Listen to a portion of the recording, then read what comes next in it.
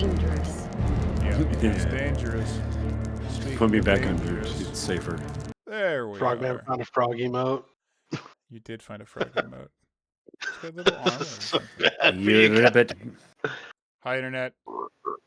That's so fucking cool. Oh, hi. So fucking cool.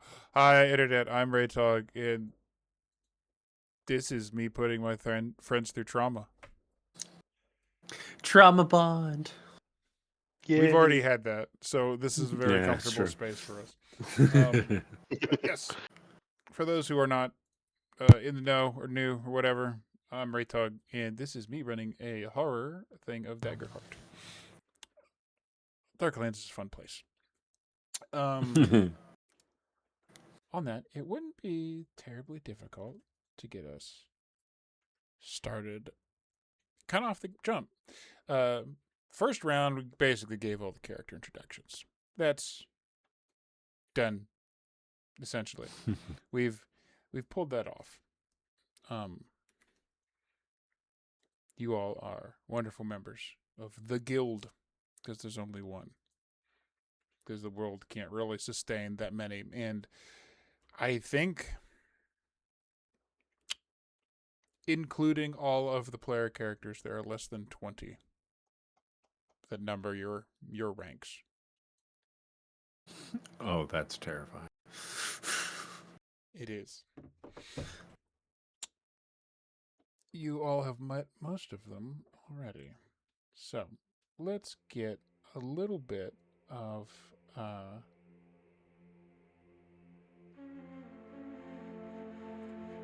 little bit of the bookkeeping done. You have all completed one mission. Some of you together. And now you're about to take on your second. We're not really going to sit around for mission debriefs so much this time. We're going to get right into the juice of this. That said, there's a little bit of bookkeeping before. I'm going to say, for the purposes of keeping your hope and fear and everything, everybody start with 2. We're not going to start with where you were last time because it's kind of starting fresh. So, if your hope is something other than 2, make it be 2. I am going to actually reset my fear as well, because there are 3 players. We'll start with 3. Make it so. So, also, those of you who have used potions, I actually like the idea that you came up with, Wallace, a little bit better. If you have handfuls of gold, because you completed one mission, add 1 handful of gold on your sheet, but you might not even want to because you're probably going to burn it already, because you can convert those to potions. Stamina potion or health potion, your choice. In the phase where you were just in town, just in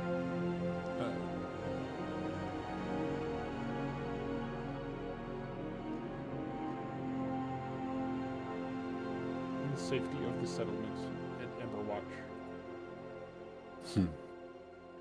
Relative. Some of you had issues with that. Not quite so safe. It's completely safe as long as you don't go into the sewers or Well, near water. That's better now. I'm using that you put it in that way specifically. That's fun. So, who is doing what with their gold? Give me the recap. Let's start with Wallace. What are you doing with your monies? So I would have had 2 handfuls of gold, so I spent both on a health potion and a stamina potion. And you added those to your sheets, or you just keep I track? did. Cool. Nah, they're on my sheet. Cool. All right, Scarlet. I don't think she'd really do anything. You think you're good? That's perfectly fine. I didn't use any potions, and ammunition. We're not counting that. Ammunition is dumb. It is. I treat it in the same way as they do in 40K. We're assuming you're not dumb enough to not bring any. All right. saying And a lot. yeah, no, she came out of last one just fine. I have yet to run into a narrative situation where running out of ammo is both interesting and fun.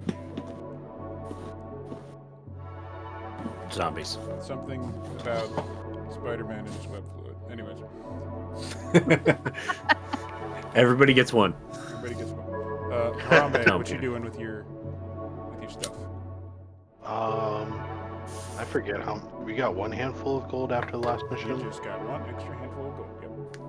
And that So wasn't you'd have something you two. forgot about. That's just I just made that up just right now. So you're Alright. good. On the spot. Then I would go ahead and get a health potion. I also do have a question for HP and armor slots. How do we handle that? Those will be fixed. Like, if you have marked hit points, they are no longer marked. If you have marked armor slots, they are no longer marked between sessions. Okay, and same with stress, or does stress maintain? I would say stress would be reduced back to baseline because you've taken days off. You would have had enough time to take enough long rests to do more than one long rest. So that would allow you to eliminate those things mechanically anyways. I feel like my character's probably still sore. I think your character will always be sore from this moment forward. I got ran over by essentially ogre. You did. I've done that before. It sucks. It does suck. And It's like I got this. I didn't think about that when I did it to you, but then after the fact, But that's like, yep, exactly. you're right. That's exactly what fucking happened. That's exactly what happened. Got run to fuck over. So, the three of you have gotten your congratulations message that you have survived your initiation trials and done some good in the world. And the next thing that was posted by the Guildmaster was a quest referred to as food scarcity. The elven village of Farsong Grove has been a supplier of food to the Oakheart region for decades. Shipments have stopped coming in. Find out why. That's it. That's what you were given. It isn't really difficult to find this place. There are good maps. But the Oakheart region, if you look at your map, it's way up the coast. So, as with all things in the Darklands, traveling overland kind of sucks. Always has. It's dangerous. And the most common way of getting around is by boat. Hiring one, piloting one yourself. Which is fun, because it makes me ask, if you guys are traveling up the coast to the north and east, would you take your own thing? Would you hire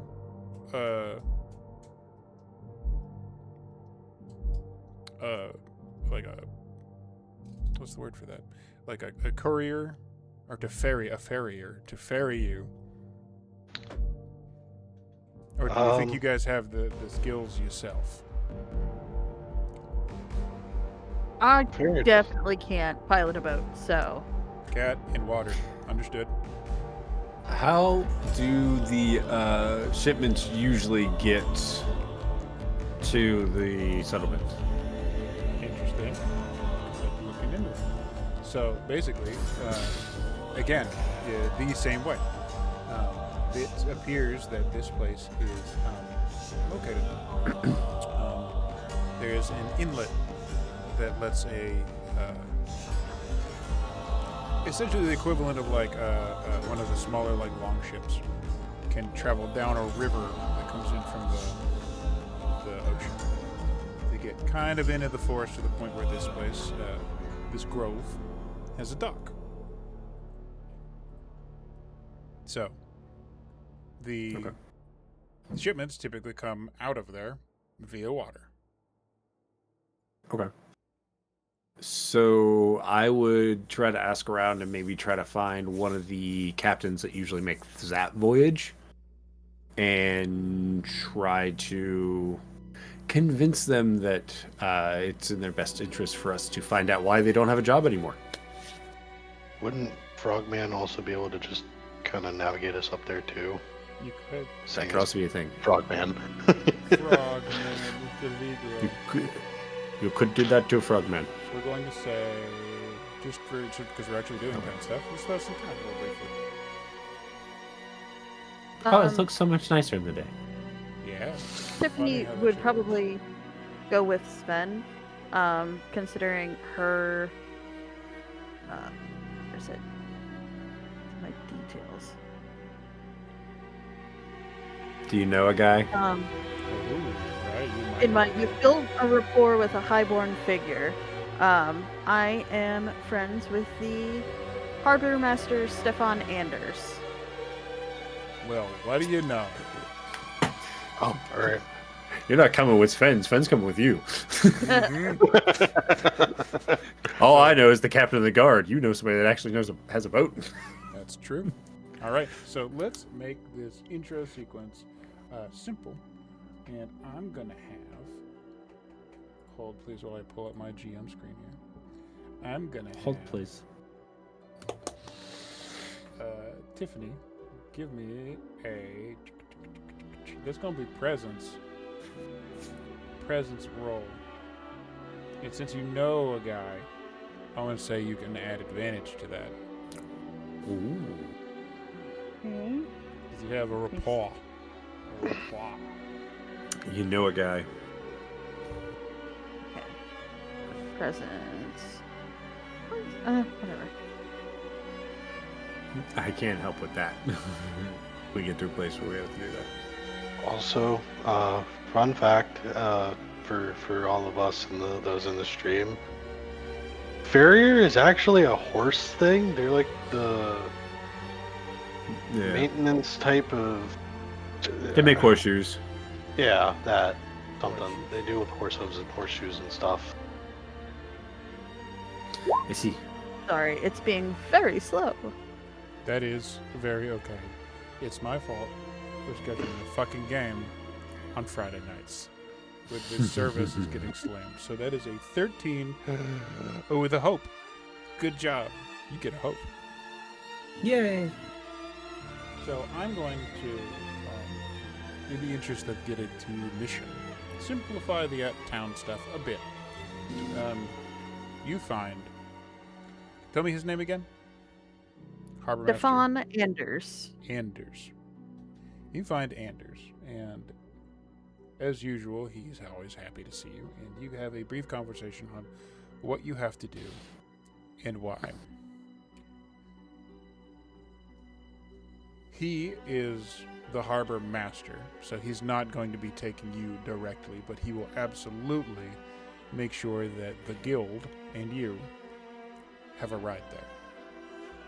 So, free of charge, because you know a guy, and the fact that you're doing this for a reputable service. A small, skimmer boat is loaned to you, and a pilot. Nobody you've seen before. Absolutely just some fucking... The absolute epitome of what would be like the gruff sailor. It's definitely dwarven. He definitely has the little Irish cap, and it's almost like a fantasy-esque gondola situation with the long stick, because again, there are oars and stuff on the side, but the goal is to stay close to shore. Again, world building. If you start getting too far away from shore, weird shit starts happening. So, every experienced sailor knows about the ratio that is safe to be far enough away from shore to avoid rocks or regular mundane dangers, and where it starts to get sketchy getting too far away from shore. So you begin traveling. Let's see. There's one of you who has a special thing about them. Wallace. Give me a reaction. A reaction roll that is just your duality dice. No stat. Just roll duality. No hope or fear. I will not gain fear. You will not gain hope. Perfect. I don't like when you do stuff like that. As you travel from town, you get out and slowly see the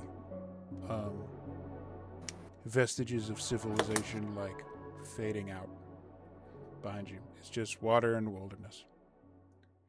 The water and the wilderness, as is oftentimes in the Darklands, do not remain kind. Almost immediately, the weather turned shit.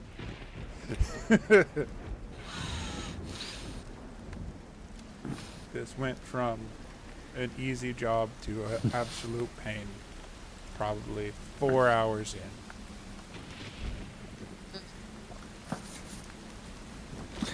Join the guild, they said. See the world, they said. Fuck sailing. I've been in worse waters than this. The I don't one know what you're person complaining who's about. probably fine is the frog. Yep. Living his Fucking best frog. life. Yeah. Tiffany is curled up as well as she can in like that full cat half loaf position. That's yeah. Yep. Sven has literally got his leather duster kind of popped up and is just trying to stay warm. The dwarf Figaro. is only able to be like the like leather hood is so far down. The only organic material you can see is his beard that comes out of the hood as he's just continuing to go. Figaro will take his cloak off and cover Tiffany with it because Oh, that's good. he respects Tiffany enough to recognize that she is incredibly uncomfortable with water at this point. You hear a low growl, but she accepts it. That's just cats, man. That's just cats. Cats and water don't mix. They don't. Alright. There's hours of this. It's definitely uncomfortable. Definitely not necessarily fun.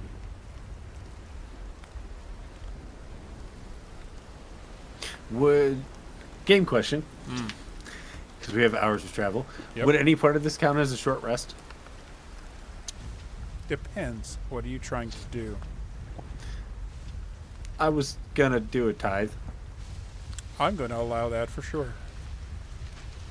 Of course, it'd be interesting to try to figure out how I'm gonna do this on a. Is there an underpart to this boat, or is it just like? Nope. It's like a big, like, wide, like, long. It's not really Okay. big. I would say it's probably. It is built like a longboat, but it is a little. It's a little bigger than like, in lengthwise than like a canoe, and maybe like twice as wide. So you're talking like you're basically in like a very small like rowboat. Okay. So he'll take his like leather coat that is also like his armor, and kind of like flips it over his head, and you see him like crouched over like the little plank he gets to sit on, and like dries it off as best he can. And then he'll do his tithe, which he has to draw a bunch of symbols and make a tiny little fire. And then he pulls out from his bag a tiny little vial with like a spider in it and throws it in the fire. It That is my. flares up for a minute, and then it like goes from that, and then it goes to like a regular kind of fire, and this all happens in probably like a second. But you've seen this so many times, you can tell if something was accepted or not. Mm-hmm. And the way that you can tell is accepted occurs in front of you, because the fire happens, then it goes from like the regular red to like that dark like purple red that is like really hot, briefly blue, briefly green, gone. Sweet. I flip my coat back on. And you have a weird hooded beard looking at you and, "You're not gonna fuck up my boat, are you?" No, it's fine. Just a little fire.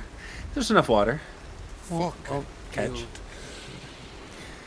And as he's putting on his coat, you two will notice he's kind of holding his arm, and you can see blood dripping from it. He's like just kind of waiting for it to heal. Sorry, I had to ask for a little help. I learned after the last time. Indiscernible gruntings. Vigro just looks almost quizzingly. You asked for help with. Yes. You know what? I'm not gonna ask any more than that. Is yeah. From under the cloak, you just hear, "Yeah, sometimes it's better not to know." That is true, especially in this world. The more you know is not a good slogan. How do you need to say? This ain't G.I. Joe. Knowing ain't half the battle here. No. No, the whole battle is gratuitous violence and screaming.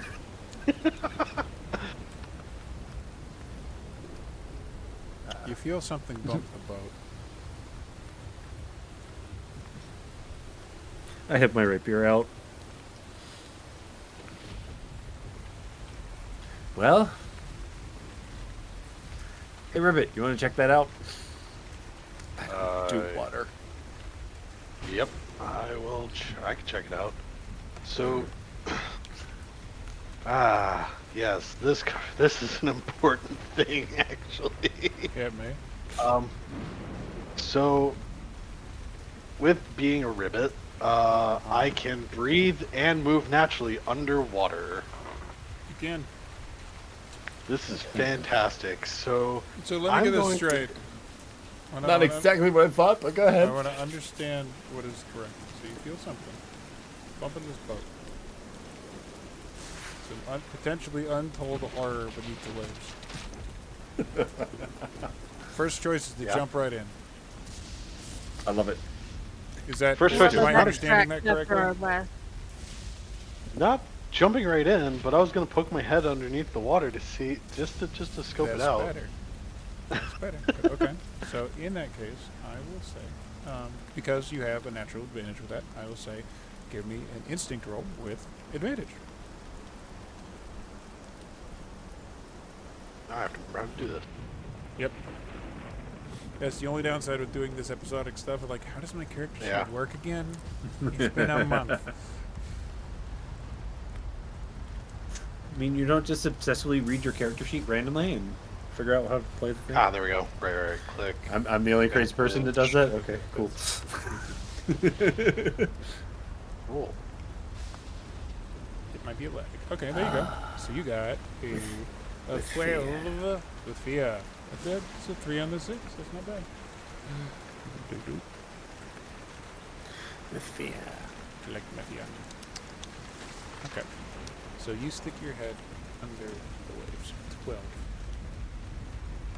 So you like, it's like a small lip on the side of the boat. You like kind of, you got big back legs too, so you can just like lean over and then stick your head in. Strong for jumping. Yeah. And you look under the waves. You have your nice second eyelid that can close, so you don't have any problems with that at all. You look around, and it's murky. You can see a few like rocks that are like kicked up in the waves. You can see the bottom farther down, shafts of light going down there. Seaweed.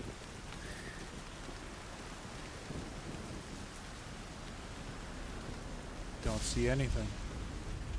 At least nothing that could have done that.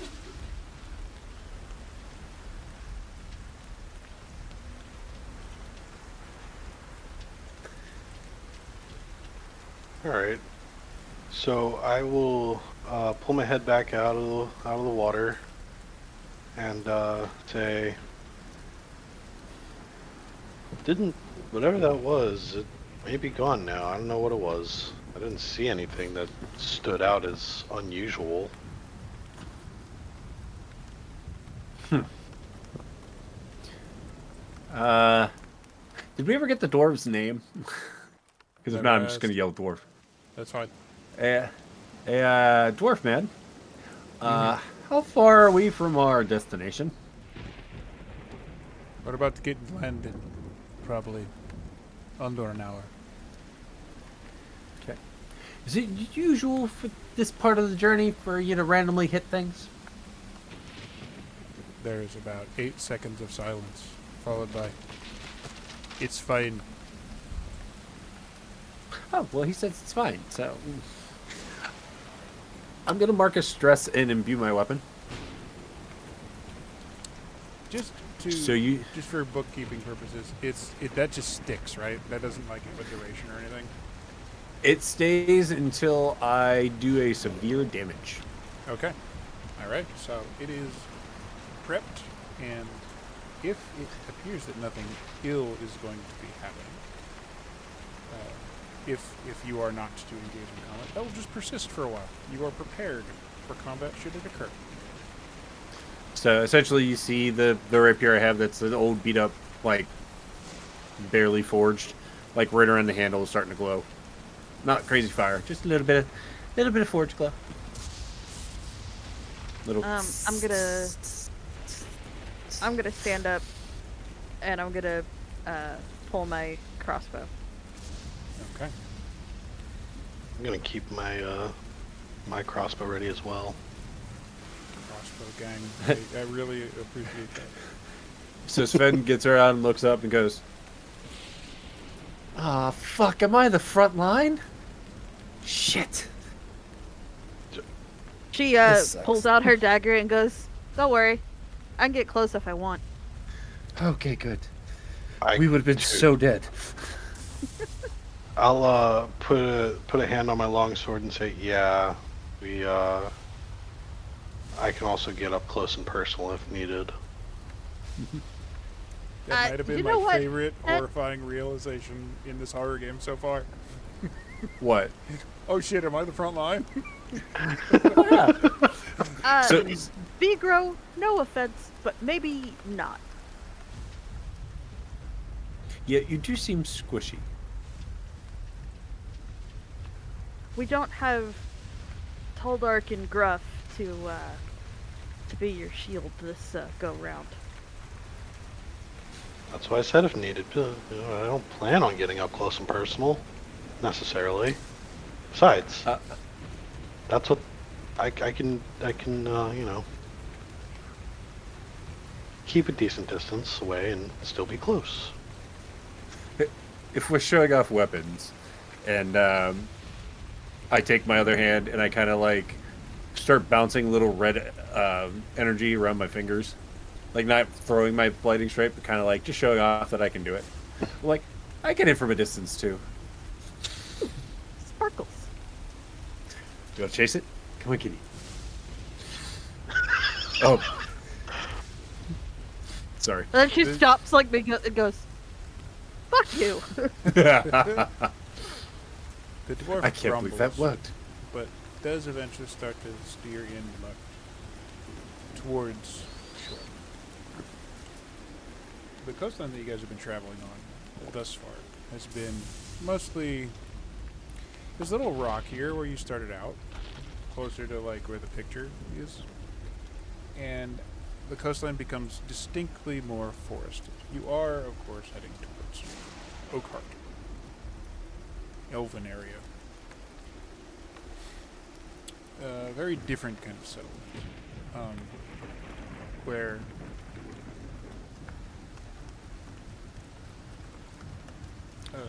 you've been has been a bunch of like human settlements, like high Gothic walls and shit like this. This is more in the deep woods, more isolated, more trees. And you start heading in, you see like the river that starts to go inland, and your boat starts to make its way through. Most of that hour is actually spent traveling on boat with trees on either side of you. And that's a little off-putting out in the waters. Naturally, there's just perfectly normal sea spray and fog. Why wouldn't there be in the rain? There's a difference between like natural mist and capital F fog. Although sometimes it's very, very difficult to tell the difference. So there's about a solid half hour of just passing by silent trees on either side. Maybe once in a while the sound of like an owl or something. Time passes. It's ominous, but nothing particularly threatening emerges. I mean, you guys have both all been through hair-raising situations already. You've seen the bad, and you feel a little more prepared for it than you might have otherwise. Eventually, is that right? I did. You pull up to a very small dock where the river starts to get so thin and so shallow that it starts being difficult to maneuver forward. And not far from that dock is what appears to be a hunting lodge.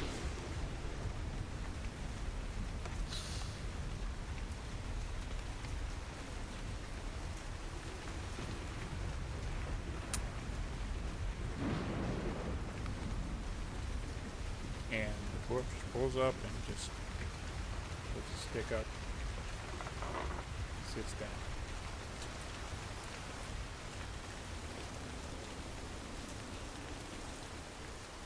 I guess into the creepy camp. Skipper, are you just gonna stay with the boat then? In the rain? Well, not going first, you're fucking stupid. I wasn't saying go first, but if you're gonna stay with the boat, I mean, I don't Is think it I'll be look- staying with the boat.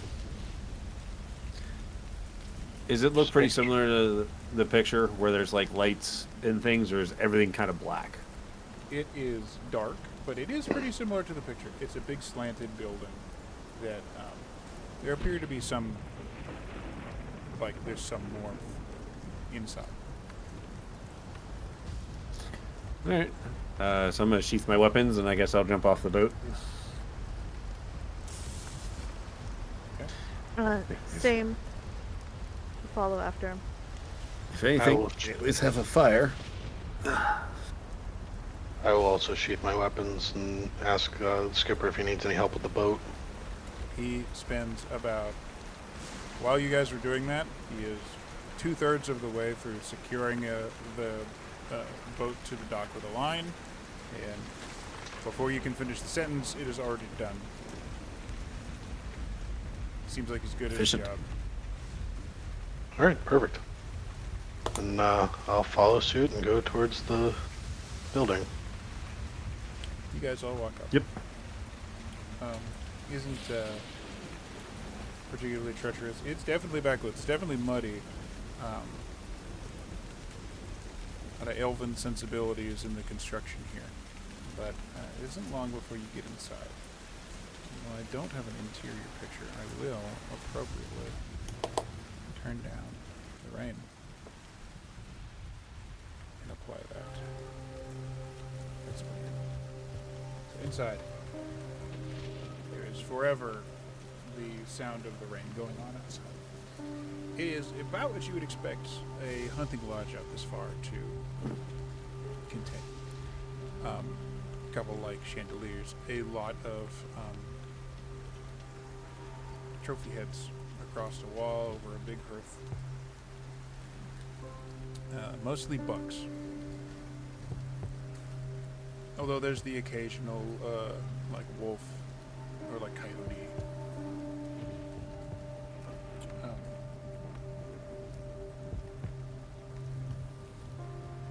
It looks like it's set up for like a modest sized thing. It looks like it should be housing like 5-ish people.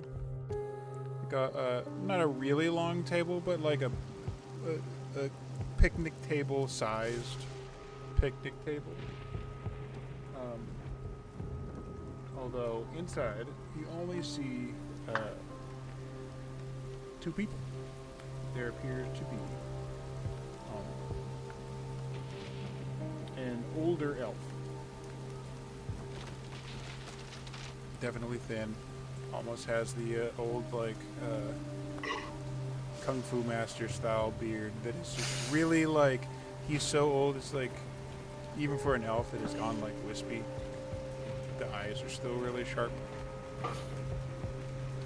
And another younger female, clearly a hunter, clearly decked out with the armor, the leather armor, a bow, seated right next to her chair, within easy reach.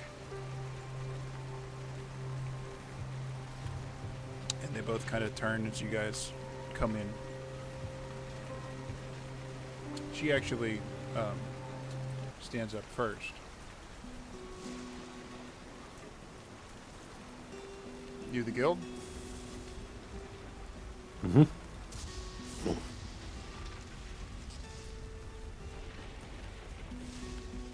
Poor night for hunting.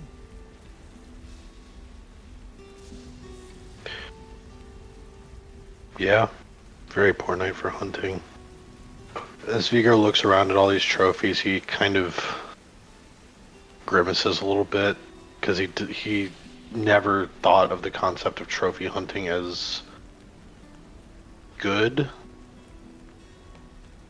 He's very clearly like a little bit like, I guess almost kind of like upset, but in like a less, not so much like a, he's kind of angry really, I guess is a better word. That's actually quite He fair, looks. and I have a follow-up question for that. How open would you say he is about it? You do have a little bit of advantage of being a ribbit, where you're not as readable as most people might be, but how upset would you say he actually is? Would he be showing it? He wouldn't be showing it, but like, so it wouldn't be outwardly visible, but he would definitely like not think like the greatest about it. Neat. Like the greatest things. He'd kind of be like, "Oh, trophy, wonderful." She kind of appraises you for a minute and sees the gear and kind of shrugs and dismisses it, and then kind of goes back to her seat and like waves everybody over. Come on, at least get out of the cold. Gonna tell me twice. Go take a seat. Tiffany literally wrings out her tail and does kind of that cat like shaky leg thing. Oh my god, it's adorable. Vigor Sorry. just She Vigor looks at you just- for a second and then she goes, I know. Perfect. Vigor just walks in a little bit further, but he's still like near the doorway. Just getting the mist. That Tiffany's antics, you see the elf's eyes go wide for a second, as if she is going to like have an internet reaction to the cat, and then contains herself.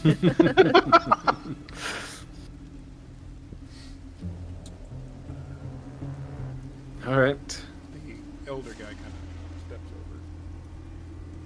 over. All right, how much have you heard?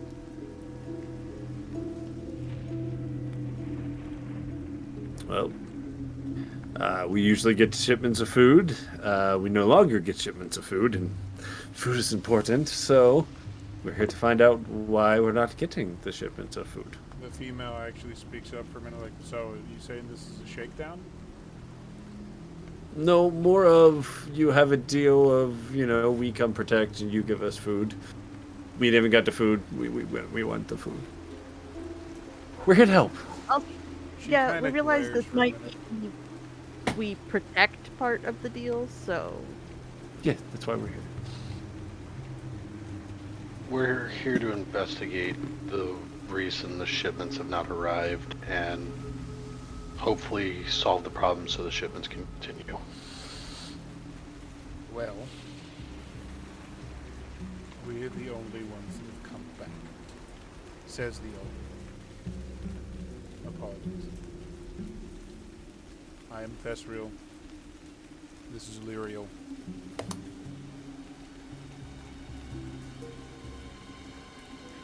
I'm Tiffany.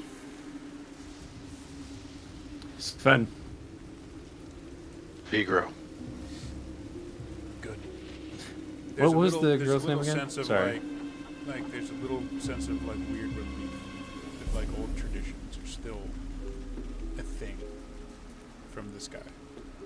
Simple thing of introductions. The whole the tension in the room had gone up a little bit, and it has effectively gone very firmly back to neutral. Sorry. What was the female's name again? Lyria. Thank you.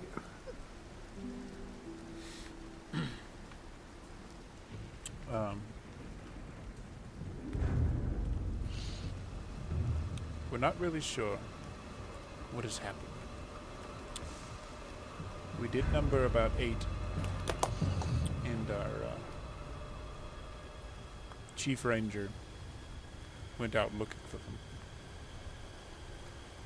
He also hasn't returned. That's somebody sent word.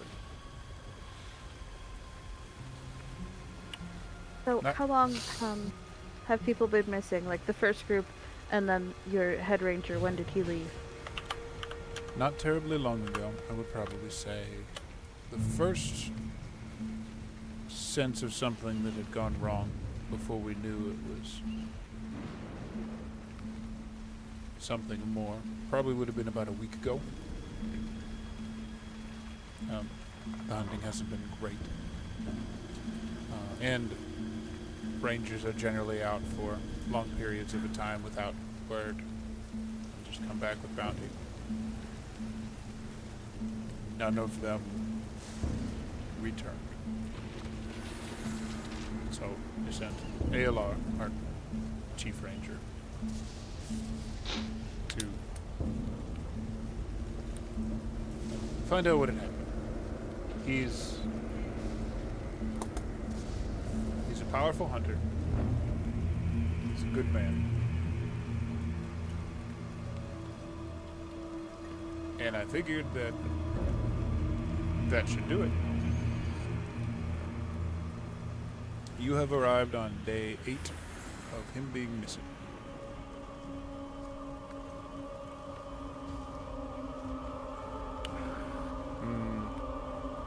Who here, Ranger, not so much. Who here grew up in the city? You two, I think. Give. Would mine be yeah, I guess mine's just city. Give unto me. I'm gonna say that's instinct rolls.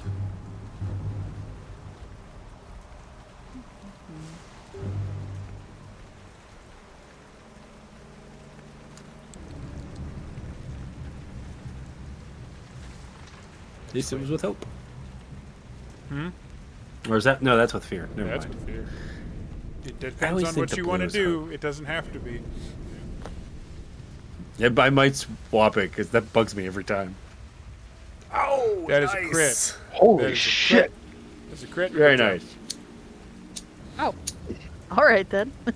Doubles of any double. Wait, Way to balance out my terrible. No, I mean you're as an Infernus, you can change shit. I believe. Oh, that is true. Yeah, I'm gonna do that. Thank Because you. I forgot about always that. forget with my fucking Infernus, and I'm going to remind you in hopes that you will remind me later. Yeah. Well, because also with So my other are you stuff, I actually have to give spending you. the- Yeah. Are you spending I it? am. So Okay, so my fear will go down and your hope will go up. Okay. yeah, I'm gonna spend the 2 so I can get my hope. Muted the mic before sneeze. Got it. Bless you. This time. Nice. No cross-eyed. Okay, so Sven, Yeah, well, I've gone cross. there's a little something going on there. You're a little preoccupied with how bad things are and trying to like use your innate channeling to make things feel less hopeless in the current situation. You try and pick stuff up and pay attention, but this fucking rain, man, it's a little much. Ironically, the cat hates the rain so very much.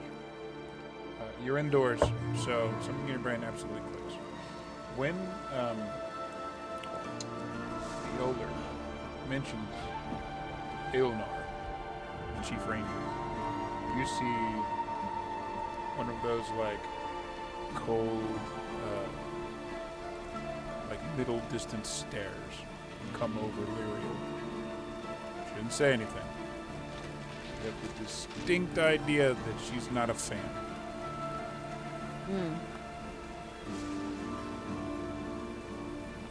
But in all of that,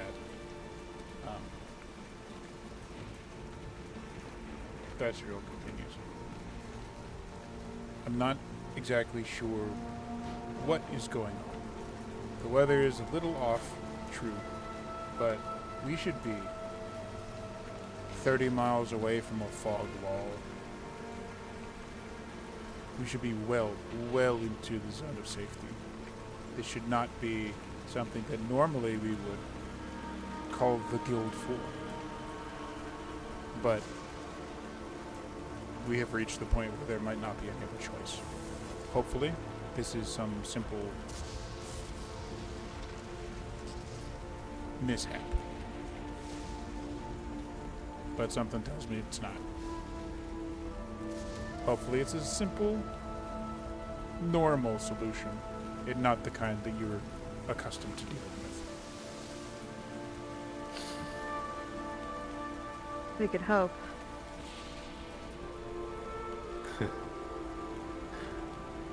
Could you tell me, were there certain areas that your hunting parties were going to that you started to lose them, or has it kind of been anyone that's left the town, pretty much?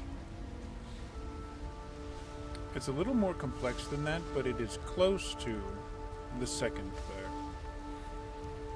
We have a number of hunting blinds where we keep watch. Secure ways to get reliable food, catch game.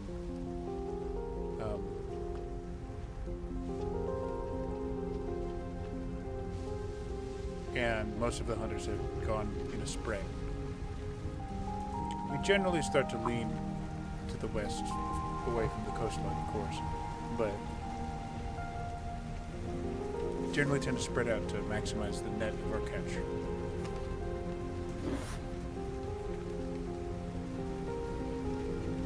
Which direction did Aeolier go out in? That would be northwest. There is an old clearing out there that does double as a meeting point. And he pulls out something like a parchment and really roughly like draws out a pretty like sketchy like rough map, at least giving you a range of like distance or something. And it looks like that's not like, it's not even like a day's like march or anything. Maybe like less than a half day, really. A couple of hours. Give that directly to the ranger. Are the blinds along the path to the clearing? And he like lays it out in front of you and puts a couple little extra like symbols for like hunting blinds. It's all like very like offhanded, but at the same time the guy is like an older elf, and it looks like what he's doing is like almost like calligraphy, like all from memory, all from being out here so very long and just knowing it like the back of his hand. Once he makes the marks with the hunting blinds, I will study the map.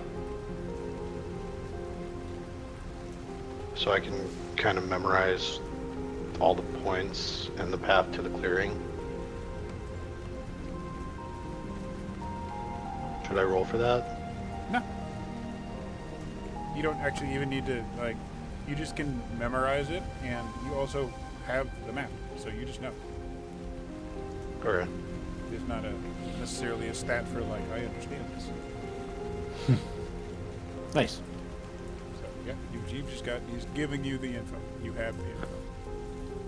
But would this also then apply to path forward? Depends. What does path forward do?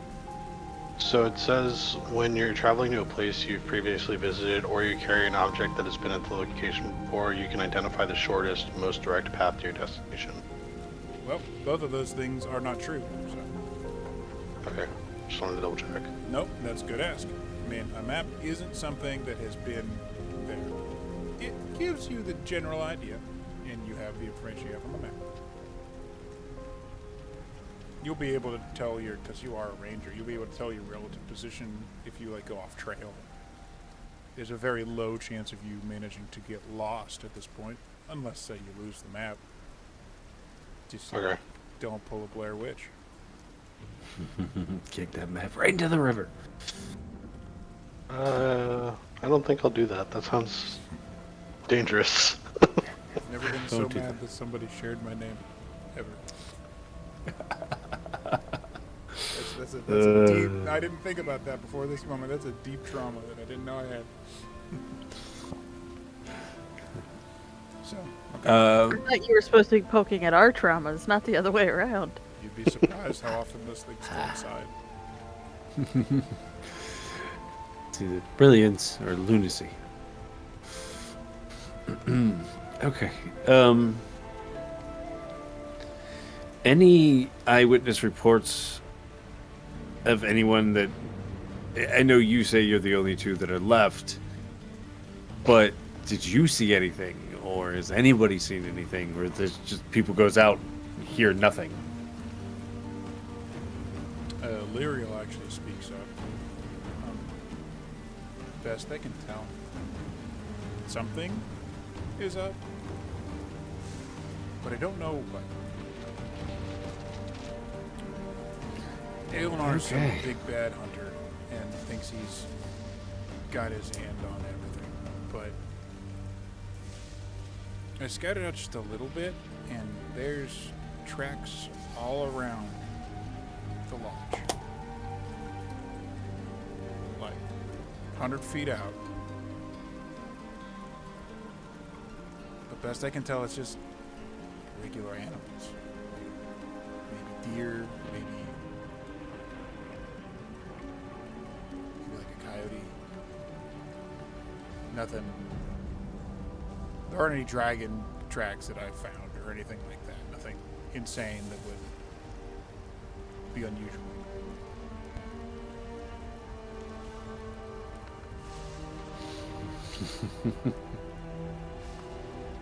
Okay. Just a lot of deer tracks. So things leaving the area. But no, like, new strange noises at night, no fog incursions that you've noticed. Not a bit.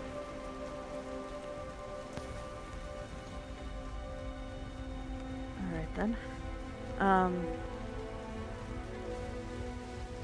How, like, late in the day is it now?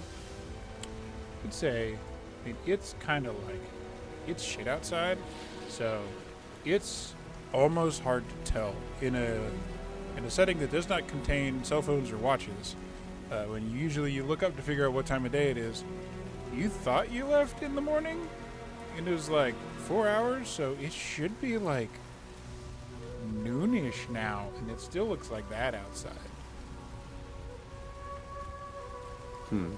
That said, as members of the guild, you do know when things get hairy or weird or even a little on the fog side, the ambient light level does tend to go down. Or, it could just be the storm in the trees.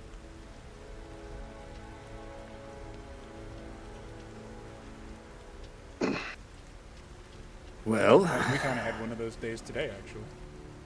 yeah, that rain was crazy. Yep.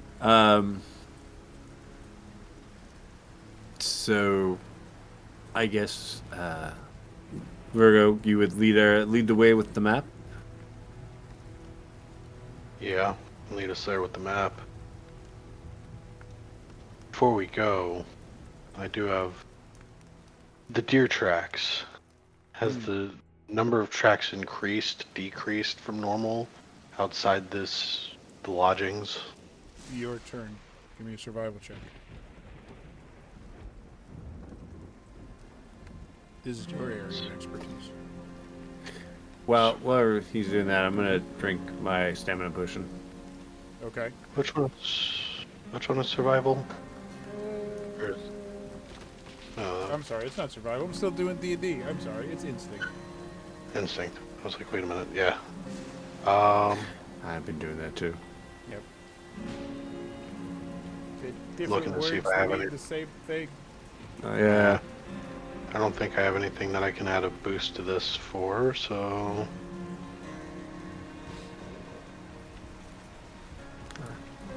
That is an 11 with hope.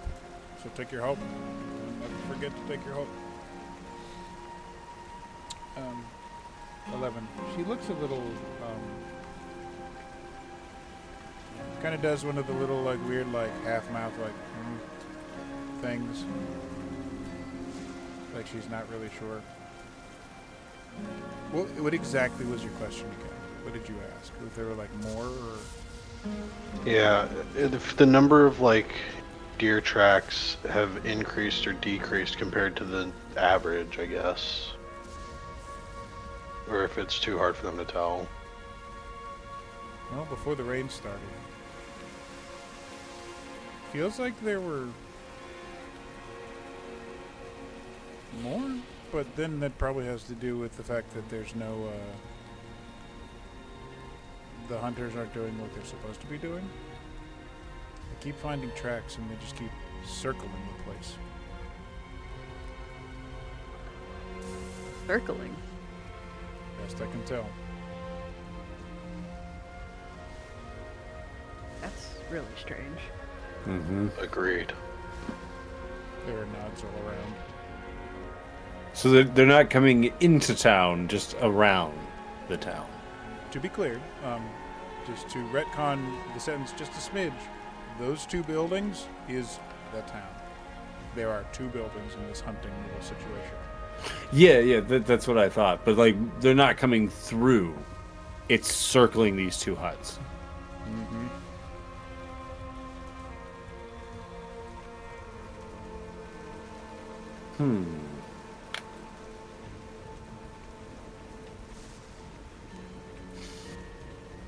That's odd.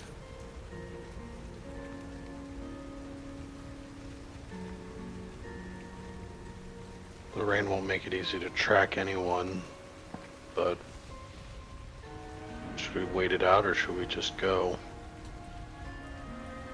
Valerial takes a moment, looks outside.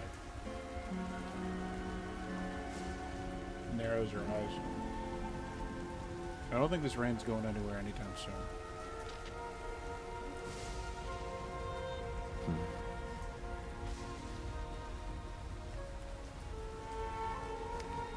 Well, I say we start heading toward the that headhunter and see what we can find any evidence of what's going on. If you find him, kick him in the ass for me.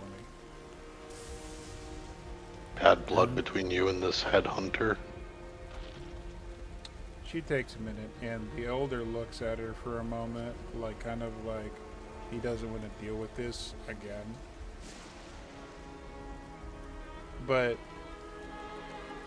in the essence of looking at the people who haven't like been here before, she kind of like rolls her eyes a little bit and nods. And yeah, big bad trophy hunter loves his predator-prey dynamics. It's real macho. She just shakes her head and like finds it, goes back to her seat, picks up a mug of something that looks warm. After hearing the exact wording she used of trophy hunter, Vigor will simply say, "I'll kick him in the ass for you. Can't stand a trophy hunter." She glances up at the stuff mounted on the wall, looks over at you and goes, "Thanks," and takes a drink. Looks appreciative, but also looks like she's trying to disengage from the conversation. I would have kicked him in the ass for making me walk through this fucking rain. The elder laughs. Walk out the back. door. And walk through the door. Fantastic. Did the skipper follow us in? He did, and our Oh, he's elder just skipper. has waved him over. They all like, he looks like he's being taken care of by a seat by the fire, given a mug to just chill. And he like nods over to him like, "I'll be here when you come back." Vigor will nod back. Wouldn't want to hike our asses back to Ember Watch, would we? No.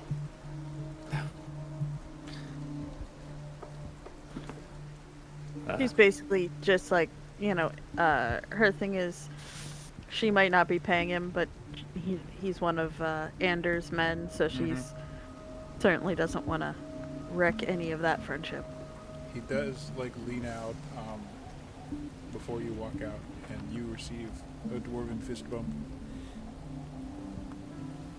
He looks like he gives you that look of you're not really used to it yet. You know those looks that people who trust somebody, like really trust somebody else, implicitly give to another? That's it. The hero thing is new to you. This might be the first moment you're like, oh, this is what this feels like. Sven notices this exchange as she walks out, and I go, "You gotta pump up your chest, get your shoulders back. Really, really look tall. They expect it." She just kind of looks at him, shakes her head, and just, keeps walking. Vigor goes. Vigor hears this and says, What are you talking about? Why?" Well, when you meet your heroes, they're supposed to be bigger. So, you stand up straight, look all... And he gets very much in the most, fancy, regal, I've done this since childbirth pose ever. He's doing a Gaston impression. Very much. Yes, but not that much of a douche. Just like... More like a quarter of that douche. You can very much tell for what goes for high society in this world, he has come from that. Right. Even though he has a beat up, coat, and that stuff he has underneath is definitely beat up and patched. He comes from wealth. He just doesn't have it anymore. And now... She doesn't have her mask on, like her, the whole assassin look thing. She's got the mask down. She just kind of laughs at you, but you notice she does change her posture. Perfect. Vigor just looks at both of them and says, "I suppose I've never had a hero to meet, so I wouldn't know these things." If you come from where I come from, Anybody who doesn't look like me is a hero. Because the rest are devils. Well, that puts a certain perspective on it I never would have I'm going to say, expected. with that many words, as everybody is walking out the door, you effectively made your way back out into the rain. This shit. Yeah. Which puts the And point that of... changed posture just goes right back. Uh-huh. Yeah, once I get outside, too, it's the same thing. I pop the collar and I'm like, ugh. There's a little bit building. But then the woods are the woods. And the rain gets louder because I have that power. Mwahahaha. Can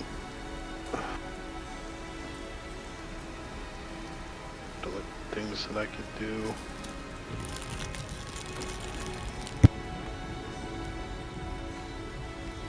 You have no Oh. idea how long it took me to get that fucking rain open. It looks really cool. Dude, yeah, that looks amazing. Also, Like, part of me wants to just tell you scenes to make for my game. Just, I'll just randomly plug them in so you don't know when they'll show up. You just know they're there. so this is considered the natural world, right? Yeah, firmly so.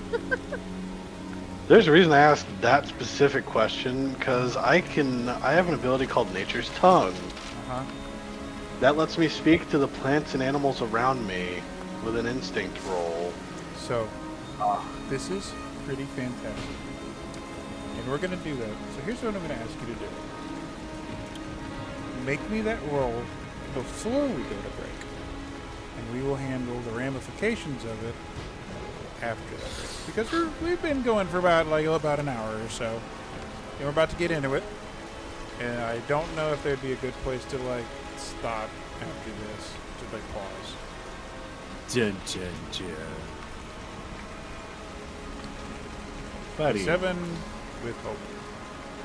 Excellent. So, take your hope. You got hope. Yay! And then we're going to deal with these fun ramifications The ramifications. of the beginning of this little excursion to see what has happened in this extra little corner of the Darklands. So maybe we're all going to live through this. We'll find out together. No.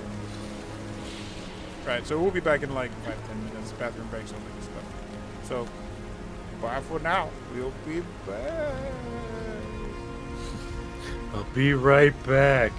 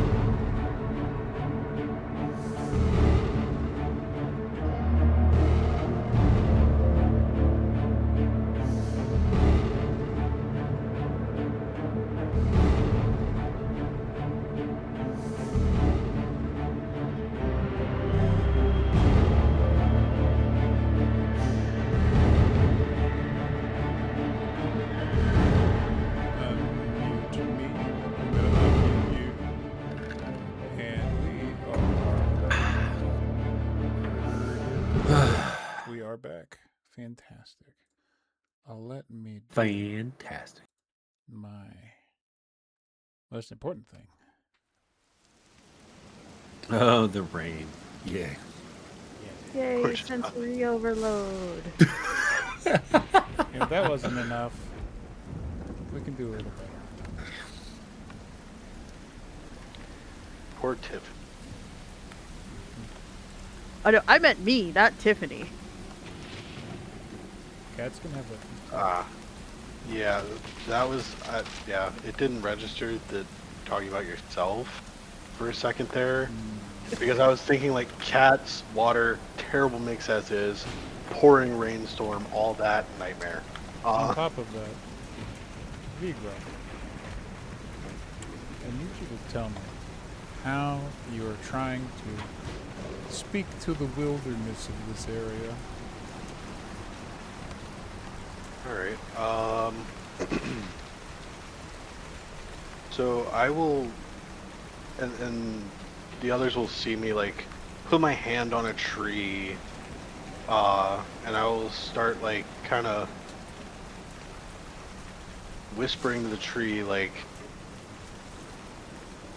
have you seen the ones from the lodge recently? When is the last time you saw them? Kind of trying to get a Specifically gauge talking on. to fauna instead or flora instead of fauna, right? Plants. Yeah. Couple things. You don't really get a lot. You get the sound of what would be like a creaking tree, like that.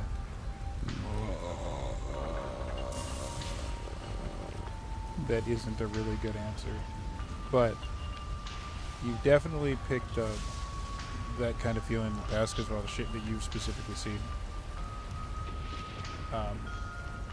That means distress.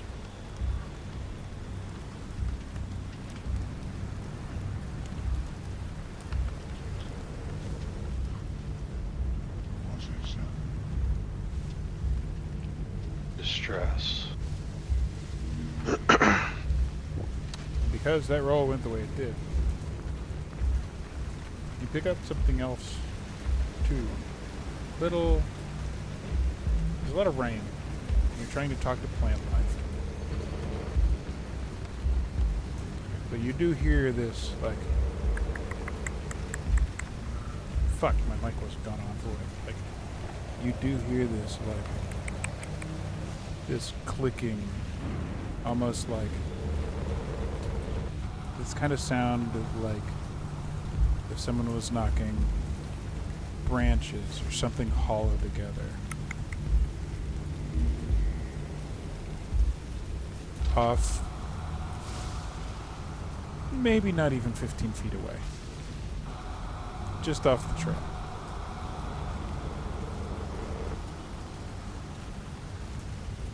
Okay. Does anybody else hear that or just him? He's actively listening and paying attention. Depends how attentive as everyone else being. If you want, give me those instinct rolls. No, she'd just be looking at him like, is this son of a bitch talking to a tree? The answer is yes. I'm marking the thing. Oh, you're marking the thing? Take your hope. You're paid for it. You're paid for it.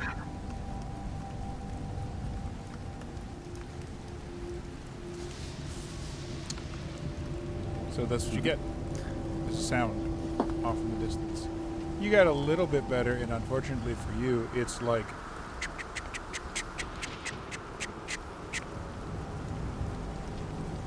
Okay. So I'm gonna have my weapons out. Are the trees kind of like they are in the picture? Like kind of close enough? they're not super far, or they're not super dense. There's space in Okay. between them. So I'm gonna turn to because I'm assuming Tiffany's probably close to me, and then because Virgo's up front, right? Yep.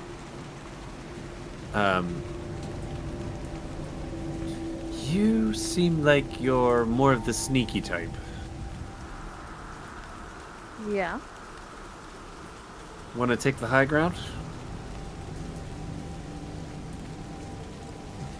Doesn't seem like a bad idea. And then I kind of like glance at Virgo, give him kind of the same idea too. Like, hey, like kind of point at him and go, like, go to the trees. Vigro will nod to Sven, and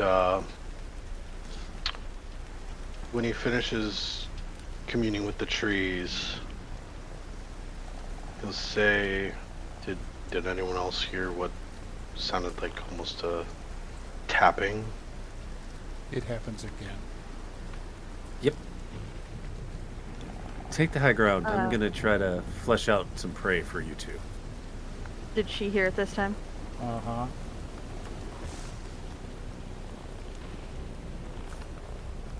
Would she have any trouble climbing these trees, or are these? You're a cat. I'm not gonna even make you roll. Fair enough. Oh wait, you can't see and- her because she's too far up that structure there because she can climb real good. And of course, once she's safely perched, she'll pull out her crossbow. Okay. Great. Instinct rolls all around. This will be reactions, but Sven, keep saying what you're doing. But reaction rolls. So instinct. I don't know if I have to do anything. Uh-huh. But I'm going to take my sword that is slightly glowing, and I'm going to amplify it. Like, I can spend the one favor to, like, imbue it the rest of the way. That actually gives me... I think I have to wait till I actually successfully hit to do that. But basically just, like, doing the lighting it on fire part to make it... We can say you essentially have a little torch. I'm peacocking is what I'm doing. A little bit. So, again, these do not have...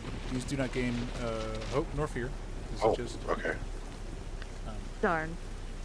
Yep. I was very scared. I don't have to spend stress. Yeah. Yep. Not this time. It will come. So, two and up in the tree. Sven's peacocking. Are you moving in that direction? Or you just staying still? How exactly are you handling this? So if they can, like, flank me as I'm walking, like going from tree to tree, I'm going to keep walking forward. That's my plan. I just don't know if the trees are close enough for them to do it, and I'm going to let them decide that because they know the trees better than I do. They have a very good range with this crossbows. Well, I'm going to slowly start walking forward, and as much as they want to follow, they can follow. I'm going to try to draw out whatever's making the sounds by being a big fat target. I'll definitely make sure to keep myself in range, but I probably won't move a whole lot so that I don't make a ton of noise. Vigro. The lowest. Cool. I ain't found shit. No, that's not what this is for. Beans. Here's how this goes. Tiffany perches up in a tree, finds a good spot, planted up against the trunk. Great archer position. Planted, ready to go. Crossbows out, following Sven as he moves up. Figure does the same. Sven starts walking off the trail. It's like 10 feet to the 15 feet where you heard it. When you get a couple steps out there, you actually see the pile of leaves. Small area.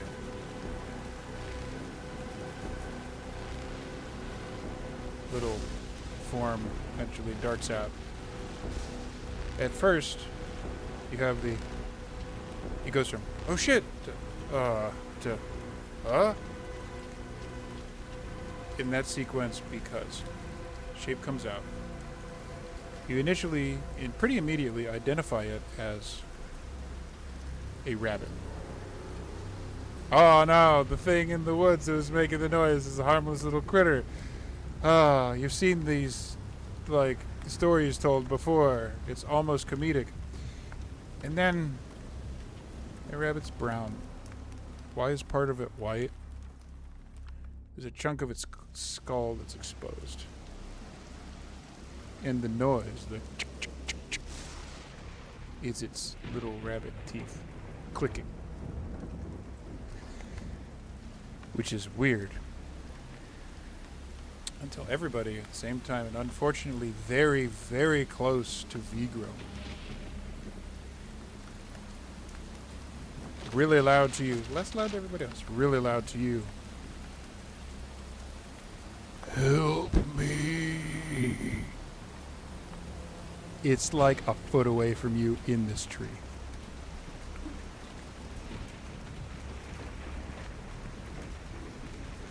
Did I find a tree with a blind by chance? Nope.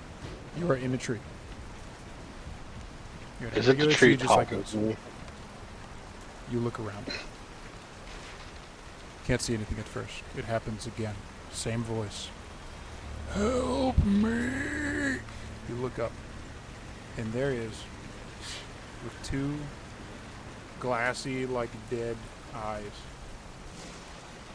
There's a raven sitting in that tree, looking right at you. And you see its beak move as it makes those word noises again. And it kind of just does the... as it looks at you.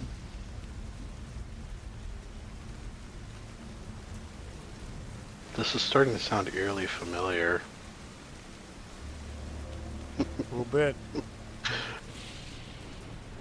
The trauma. Well, if I just saw a patchwork rabbit with the skull out, I'm going to stab it. Okay. Just for funsies, just give me an attack roll with it. We'll just narrate how this happens. That's pretty good, and I'll even let you keep the hope for that, because that's a legit roll. And you just fully like rapier, and it actually looks like it's going to dart towards you, but you stop it right on the, like, just impale it straight on the ground. And there's this moment where this little thing almost tries to crawl up the sword that is still hissing with the heat of the rain, cold rain tapping on it, before it crumples and dies. It's still on the sword. Mm-hmm.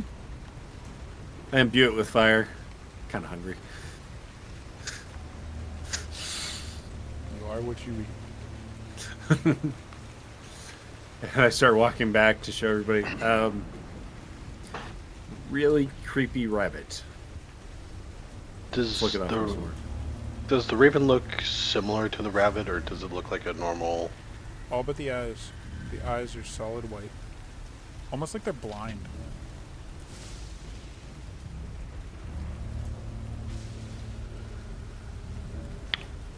Would you say that the rabbit reminds me of the wolves in our last mission? A little bit. See, that's the fun part, because certain of you would have certain different experiences, and because the roster changed up a little bit, yeah, you're having flashbacks.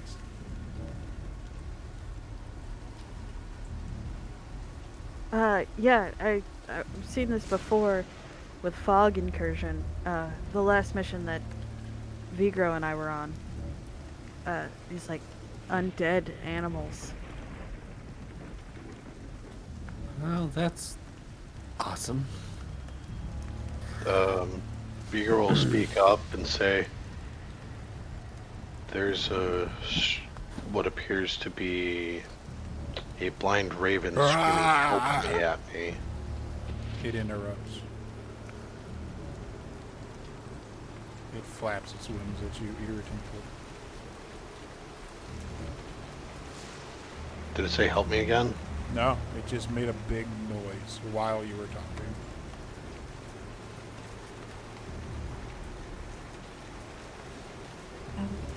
Well, shit, we might be dealing with another angry, like, forest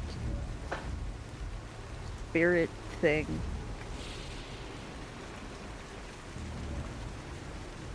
Okay, how did you guys stop it last time? Smashed a staff and killed everything else. Okay. Does the raven look hostile towards me, like he's going to attack, or just angry? You look back at it in trying to discern this. And very quickly, there's like a flutter of wings, and it doesn't fly at you, but very close to you. How a bird would normally sit on the branch of a tree, it like lands on the trunk, which shouldn't be a thing. It lands on the trunk over your head, sideways, like a spider or something. It's like about 4 inches above you, looking straight down at you with his weird little tilted bird head. And then his beak moves a little bit, and you hear like, "Dead by dawn." And then it flies away.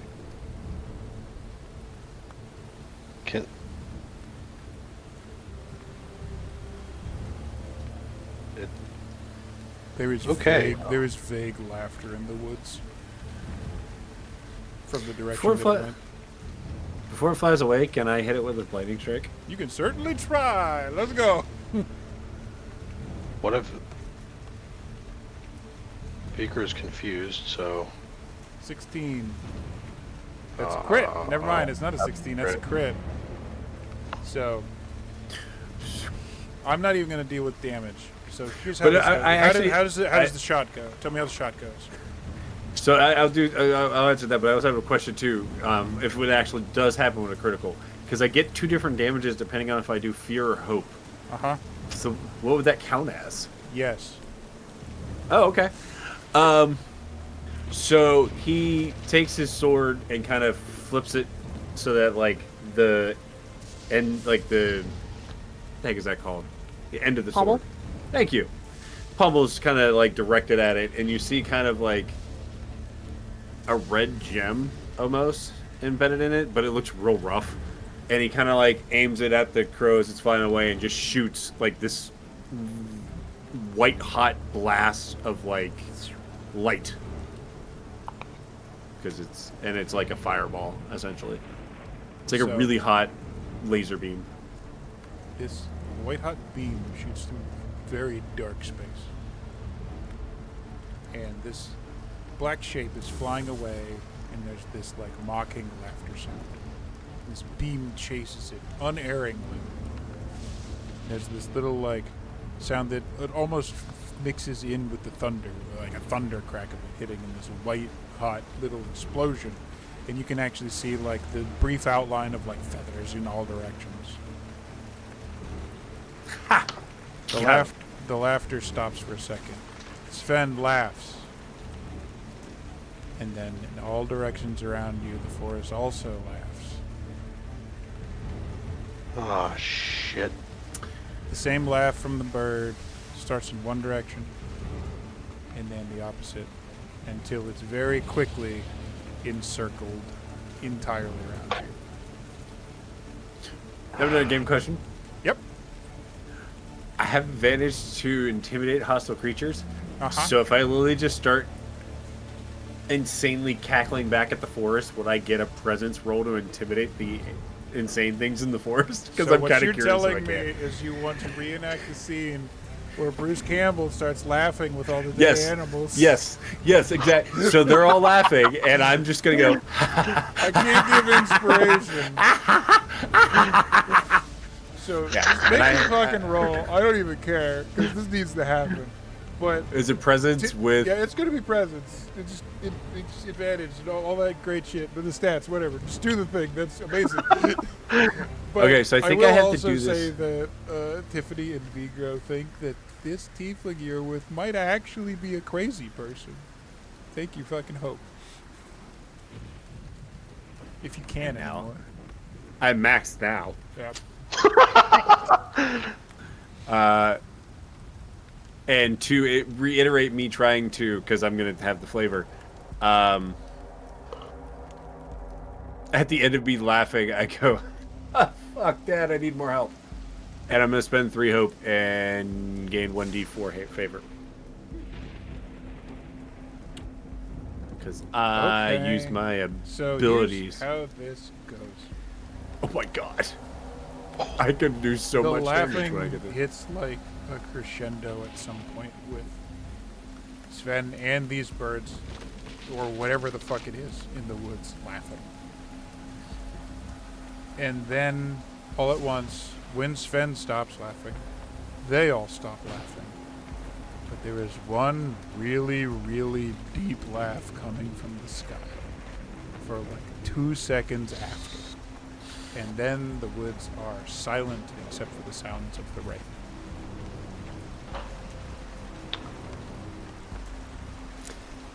You just have to assert dominance. It's really that simple. We're probably gonna die. Oh boy. Quick group meeting on the ground. As she like scrambles down the tree. So our last mission that we did together, Vigro and I were at a logging camp, and they cut down a specific tree, and that's what caused all the problems.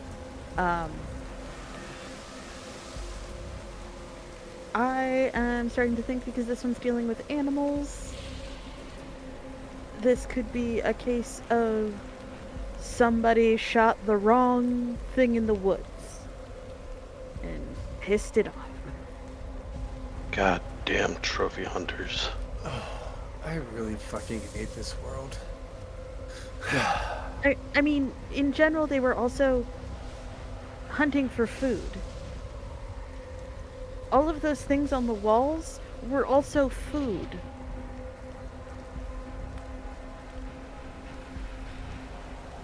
There's a difference between trophy hunting and hunting food, unfortunately. Yes, but my point is, this was a place that sent us food. So, get your bias, put it in your back pocket, and let's go fix this shit. I'm not saying not to fix it. Any true hunter worth their salt knows anything that looks like it's important as far as animals go, you leave alone. Trophy hunters don't always adhere to the same rule. That's why I am worried that is what part of what happened here. That's all I'm trying to point out.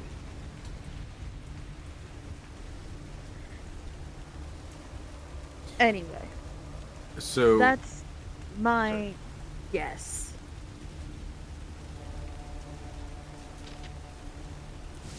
when the voice went above us, did we see anything fly past, or like a shadow, or? So, pointedly, no. And that is a laugh you have heard before. At times when you have been very alone and burning things. Oh, great. Dad's here. Excuse me? You remember my little fireworks show? Yeah, there's a reason I look like this. My father is a devil, I guess would be the correct term.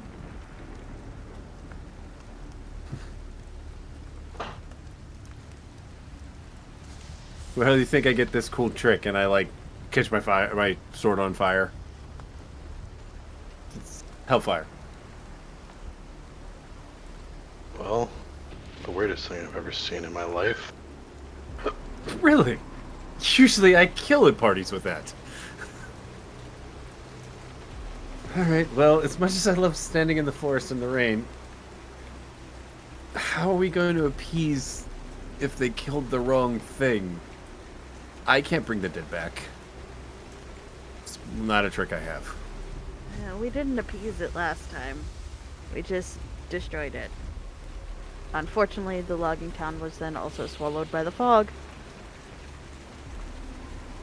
Well, let's go kill things till the fog arrives. That seems to be my life now. We have to find those other hunters and see if any of them are still kicking and what they know too.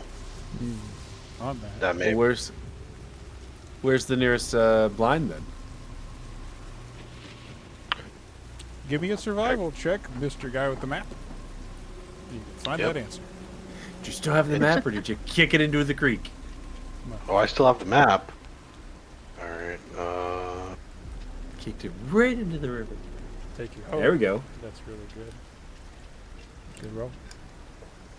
You know the precise location, as best to your knowledge, from somebody who's used to having estimations in a map. There's little. This elder that drew this was good enough to make little lines and outlines of landmarks. A rock this way, a tree shaped specifically like this little shape. And as you go towards the point that was marked on the X,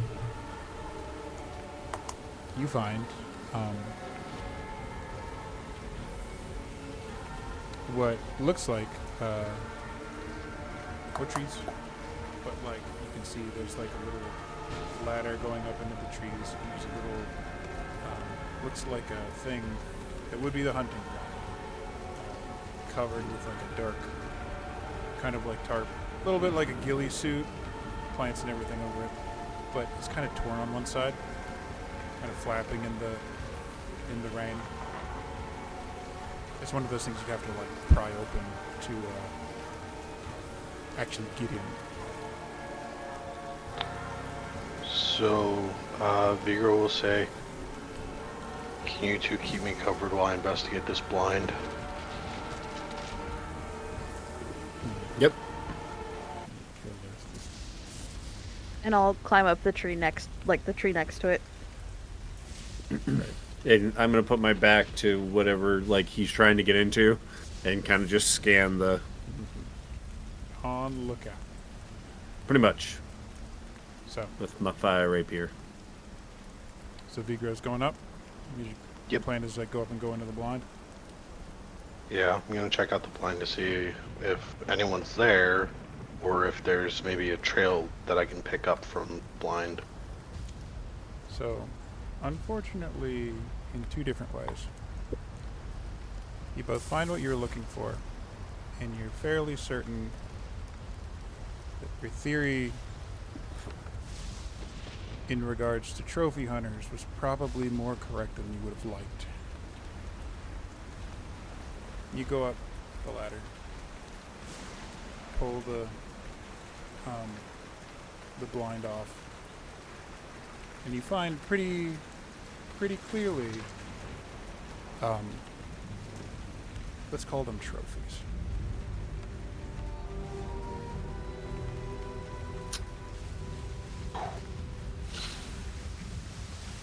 Ah. Oh boy, how many of the hunters are bodies? Oh, Just but three. one. Oh boy. Oh no. That does not bode well. What? There's only one body that isn't here out of all the hunters. And I don't know who's missing from the group. What do you mean you don't know who's missing? Well, there's bodies, but I don't know whose bodies other than obviously the hunters. I can only assume the trophy hunter is probably still hopefully alive somewhere, so we can ask him questions. But it's not a pretty sight at all. And a little off-color thing. That's always really great for me. I can use images and music from a very specific scene in a very specific movie. Dick. Mm-hmm. If I start hearing clicking, I'm going home. You already did. Oh, that was the... You made it sound like sticks. That wasn't the clicking I thought. God damn it, I'm going home. Not fighting the fucking predator. Oh, God.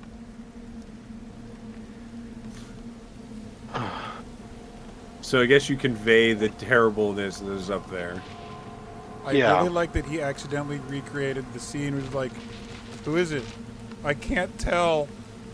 I can't. It's not pretty, whatever. Is it just their bodies there, or is there anything else that I might be able to salvage for use? It looks like there is nothing else to salvage. It looks like... Okay, no, this is going to be a little horrible, but give me a reaction roll, so no hope, fear gained. And give me a reaction roll for a survival check. You know what? Never mind. Just this will be a real instinct roll. Real instinct roll, because this is you using your ranger skills. Pretty fun. Okay. Come on, Frogman. Not great. Yeah, not great at all. It's okay. So you try and go through it. You do get a little bit of detail from this. It's not a complete failure.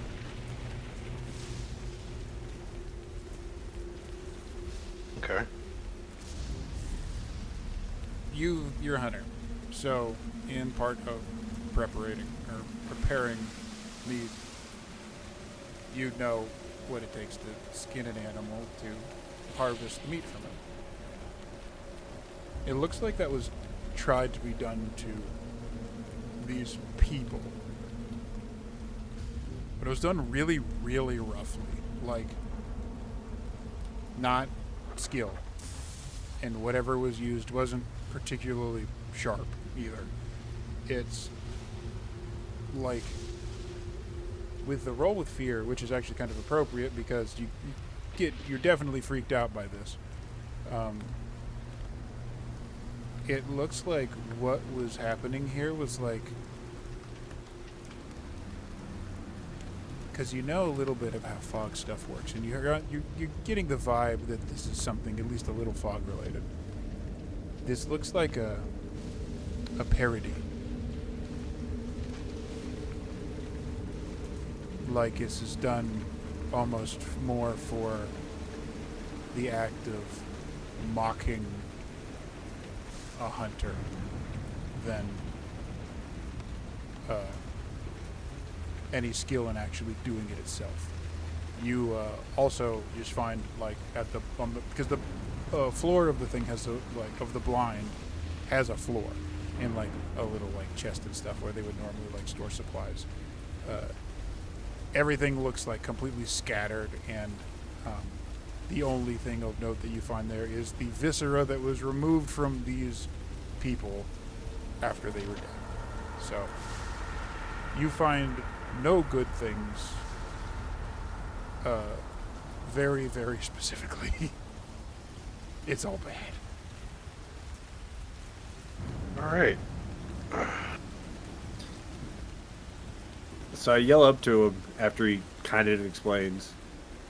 How fresh do those look? About 8 days. And 8 days. okay.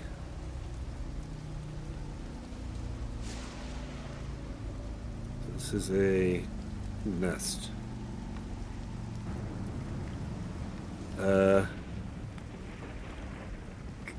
Tracker?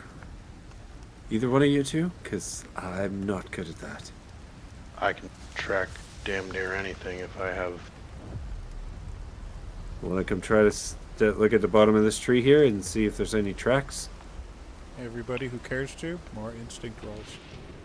Don't have to if you don't feel like it fits your character. I mean, he's actively looking, so... Mm-hmm. Or there is also the possibility of, instead of rolling it yourself, you can assist somebody and give them advantage.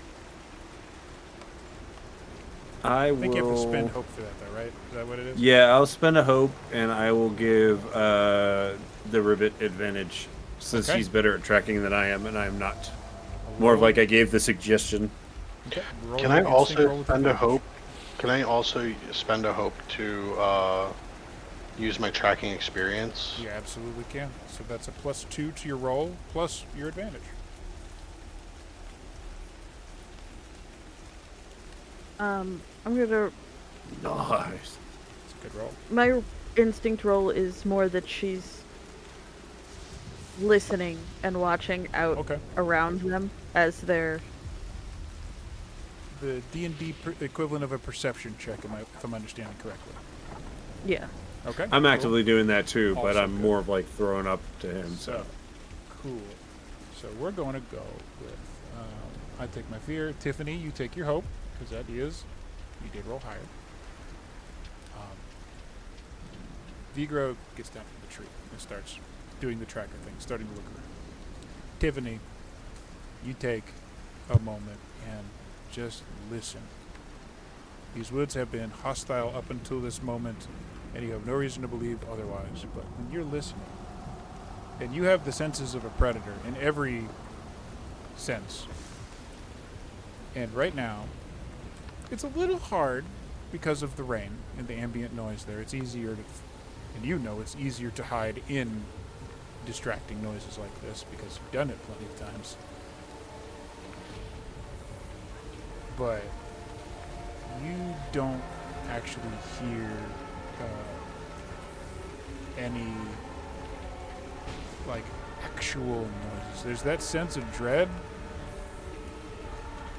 There's that sense of dread that is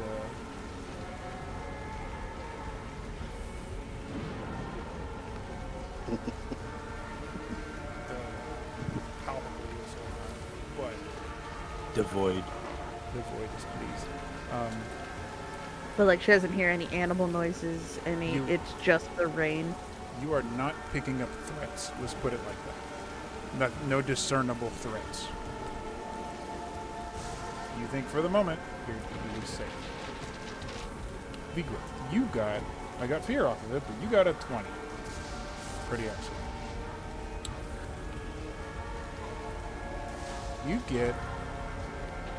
You actually kind of Batman this a little bit. You get a picture in your head about what happened. You find drag marks from each body that should have been brought up there, separately from other directions.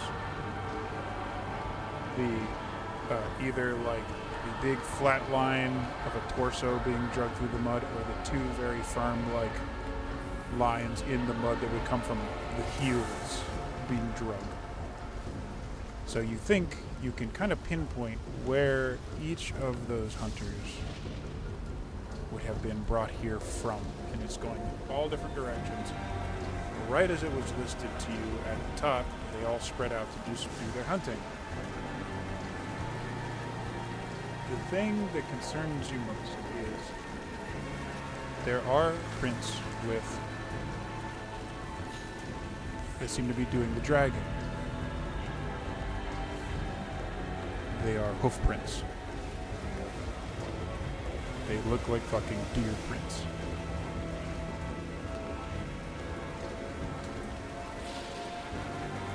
That doesn't make sense to your brain, but you are seeing it in front of you and you have no reason to doubt your senses. Okay.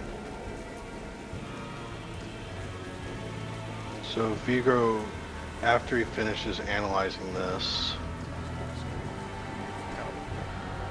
Blind. Back to the woods. so he says, "My eyes don't deceive me.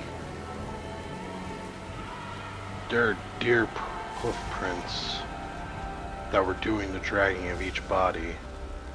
They were probably picked off from each of the other blinds, dragged here, put on display in a crude manner."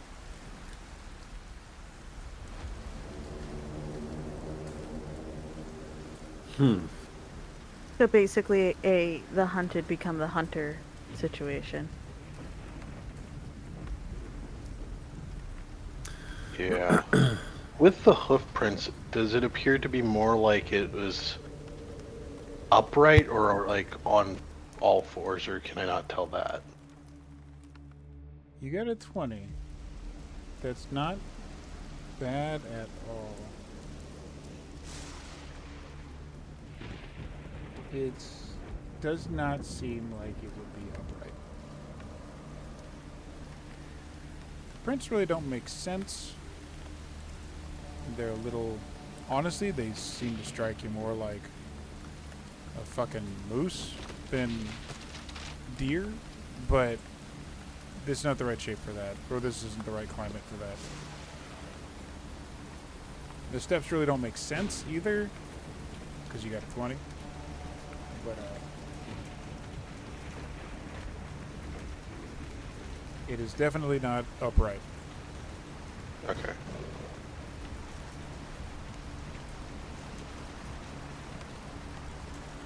Do you see any tracks going away that we could follow? You too. A brief check of the map. Probably close to that clearing that was marked as the end point.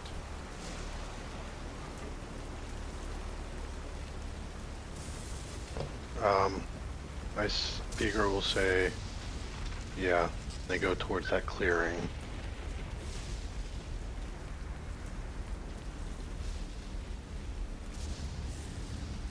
All right.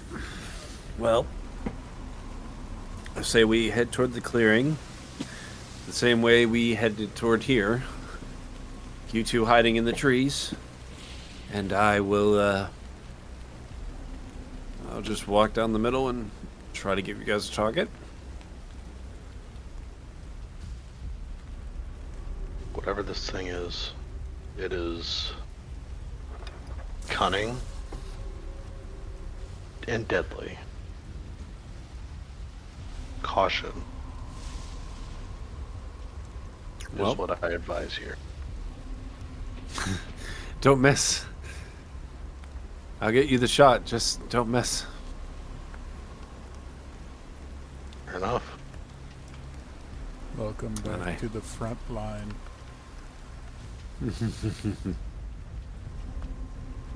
Well, okay. Let's start walking. Stop moving.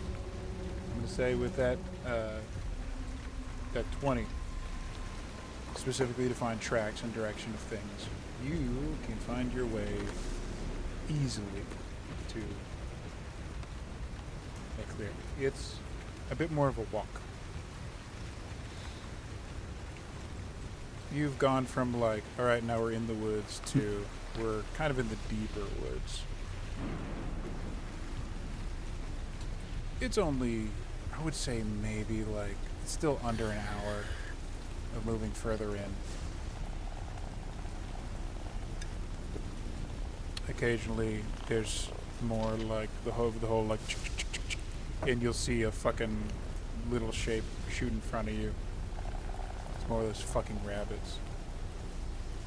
And then run off, apparently not interested in tangling with you.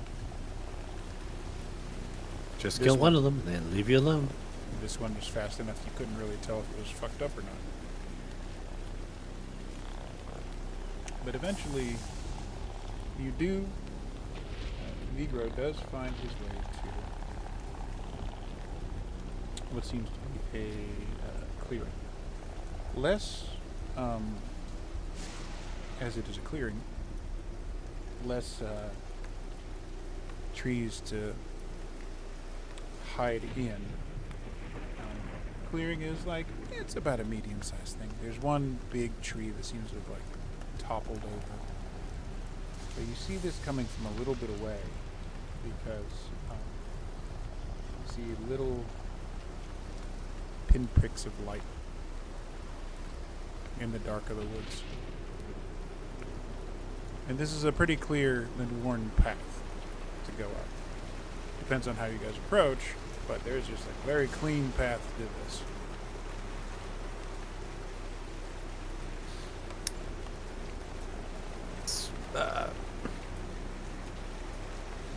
Stealthily?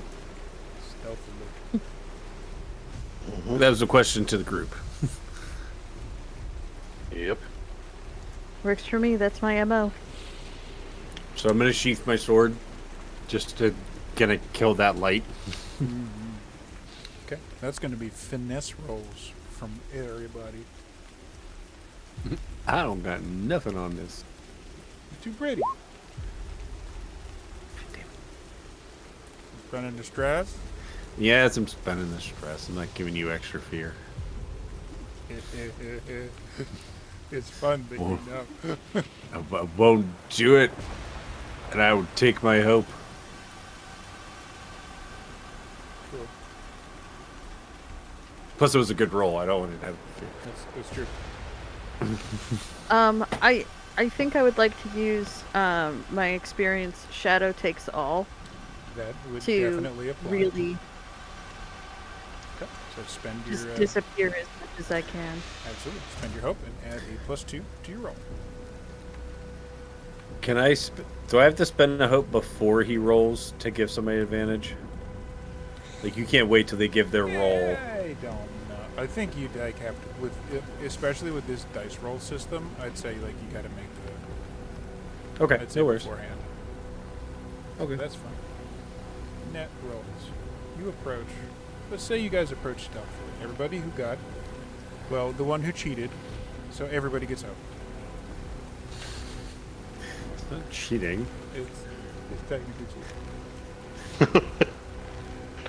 So, you approach stealthily.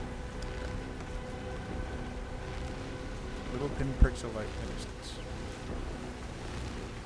You kind of like creep through, cross into the, at least cross up to the area where the trees end. There's a big fallen tree across the front. But on the opposite side of the clearing from you, in a on top of like a stump, there's like a laid out, looks like a little flat board of wood. Atop it are candles still burning in the dark, topped with a relatively ominous skull. Some weird altar in the woods.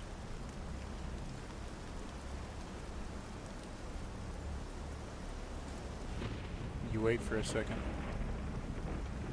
looking around. No movement. No, nothing.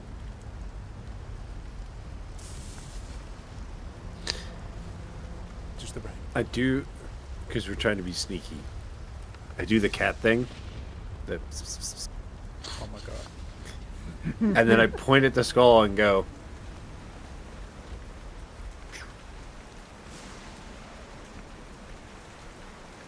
She's like, in her head, she's like, it's a skull. What am I going to kill it a second time? "That's an altar."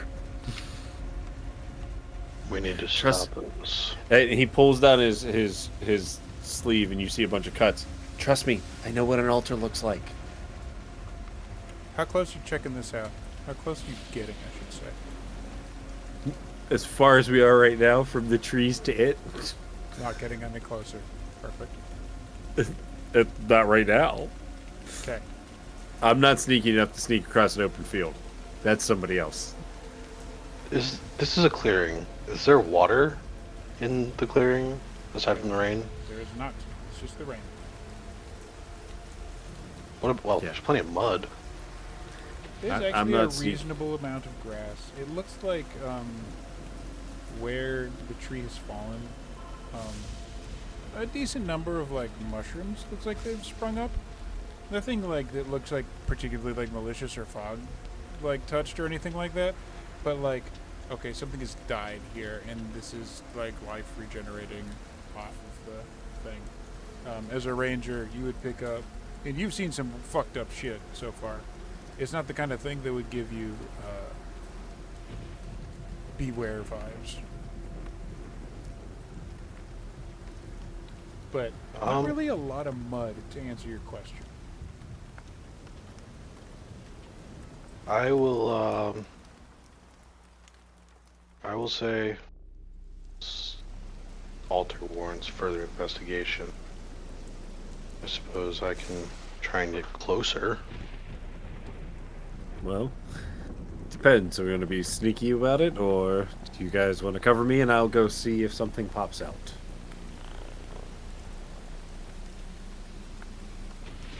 Stealth first, guns blazing second. Well, my only fear with the stealth is whoever stealths out there, if something pops up, you're on your own. Whereas if you two are covering me, I might be able to get back. Fair point. What do you think, Tiffany?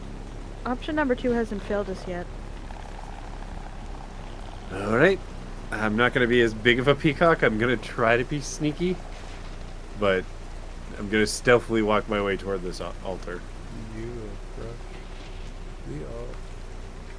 the creepy altar in the woods. Yes, I'm so happy. Okay, so you're doing that. What are the other two of you doing? Covering, I assume? Yeah. Yeah, I'm gonna kind of try and work my way around the clearing. Would I be able, while keeping an eye on Sven, would deadly aim apply to, as soon as something pops up, like just hit it? What does deadly aim do? It's my experience, or one of my experiences. Uh-huh. What would you say? To have deadly aim on something implies to have a... You need to have a target, I would feel, to aim on something, right? Yeah. Okay. So, Tiffany's kind of circling around, keeping with the tree line. I'm assuming Vigro's just kind of like... kind of in the thing, like kind of like behind the fallen tree. Yeah. Using cover. Yeah, he's definitely using cover. And he's just... tense and ready. Yeah. So, I'm gonna say, you don't have to cross the entire fucking clearing to get these details. You do need to get a little closer because the tree line makes things difficult from a distance. But okay, go ahead. Would this count as arcane knowledge to understand this altar? Arcane specific. I would actually say yes. Okay. I can. I guess. I'm. And I get closer to it. I'm going to try to figure out how it works. And one of the spheres of influence that Dad gives me is arcane knowledge. So I was going to spend a favor to whatever roll I would need to do to figure out what this altar is. To add, I guess, a +2 to it. So what is your spellcasting trait again? Is it presence? It is presence. Yes, it I'm is. going to say you would be allowed to do that. And you can spend a favor to get a bonus on it if you wanted to. Okay. Would it be a presence roll or an instinct roll? Since you Or like magic and shit, I would give you your spellcasting roll, your good stat. Oh, okay, sweet. Because that's how you understand magic.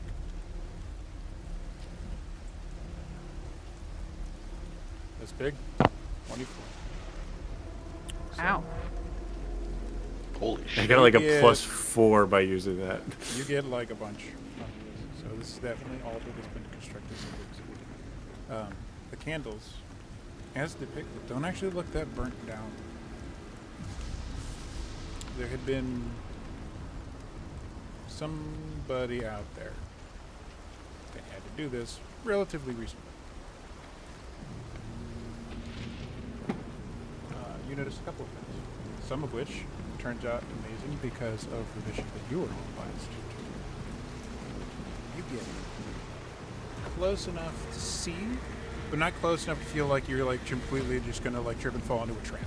Like you your stupid senses are like, okay, I'm not just gonna walk the fuck up here. I'm not that dumb. But you see this altar is constructed. That's there. You see little things on it because you have constructed altars. Very evidently on the, I will say the big thing in your 24 is the less obvious stuff that I will describe after because this is more interesting. Construction of altars, you know that very important personal things need to be on it. And you see, cut off, and curled up next to like where the center of the altar would be, a block probably about this long of brown hair. And because you got a 24, I'm going to say the brown hair is suspiciously close to Lyria. Okay. That catches you before the obvious details hit you. Which kind of makes this worse because you're very detail oriented. So you see the small stuff before the big stuff. And then it drifts to, your eyes drift to the skull. And on the skull, you can see in red, definitely looks like somebody would have had to do your kind of altar work to make this. Something painted on the skull. Which looks an awful lot like the symbol you've seen before, the downward pointing arrow, and all branches coming off of it. This fucking cult. And then, because you got a 24, you see something that isn't rain drip down right onto that point. Red. And it gliding down to make that arrow even more like vibrant and full. And then you look up a little bit more. And you found your last corpse. Also skinned, except for the face, of a handsome elven male, looking terrified. Hair's hanging. Eyes wide. Mouth open in a look of surprise that doesn't fade.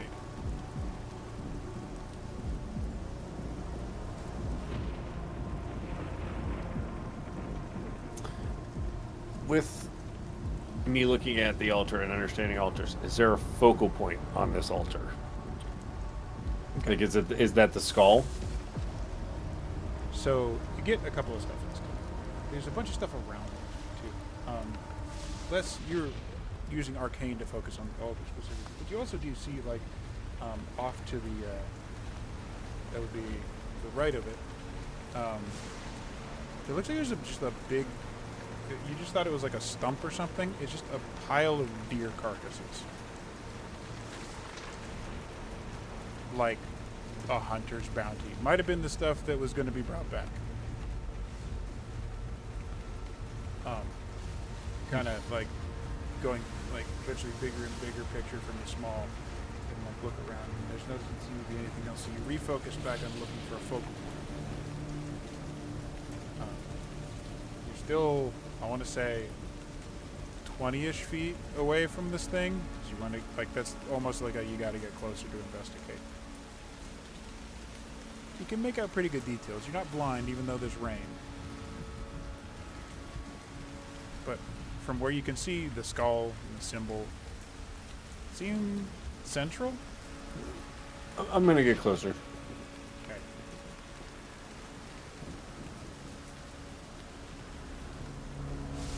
But I'm like actively looking as I'm moving closer and like really taking my time and like being as careful as I can. Two things happen at once. Because you find what you're looking for. Because you're being careful, we'll incorporate that into. You do get closer. And there it is. It's one of those fucking necklaces you found in the city that the cult had, for sure. Same symbol that is painted on the skull. And because you were being careful, the same moment you notice that,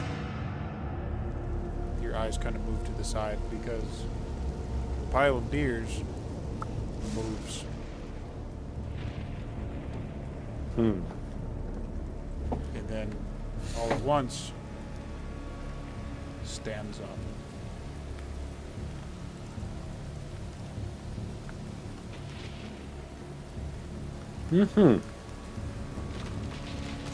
Sometimes I put a lot of effort into visual references. Today was one of them. Has Senpai noticed me? Do I need to be ready to fight things now? Okay. I feel like this would be a better way to put this into perspective. Let's say this. Like a druid and a Smeetsy had a Little bit. play date.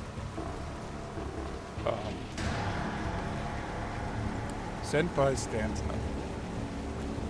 The thing is probably 7 foot in inch. You're not sure which way it's looking, but there's a constant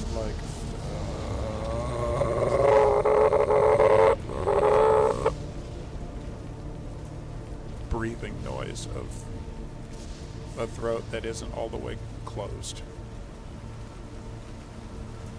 You don't know if it sees you or not.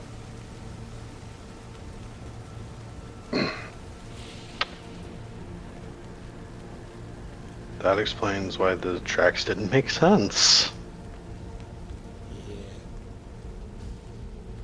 Am I in range to shoot it? You absolutely are. Yep, this thing That's stands happening. up and she just takes a shot. That's happening. Do it. Cool. This will be our opening.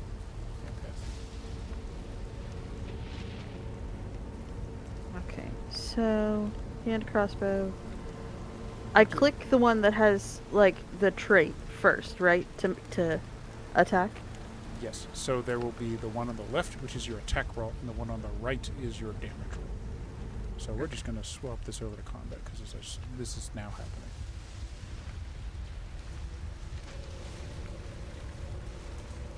And roll.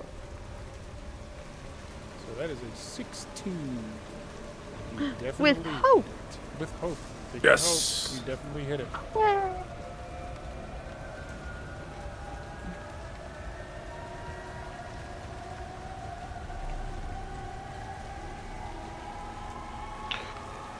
Now due to damage. Now do the damage. Oh, only the 2. That's okay, because in this game, that's still damage. It's something where you can only take 1, 2, and 3 hit points worth of damage. That's damage. I am going to mark it for death.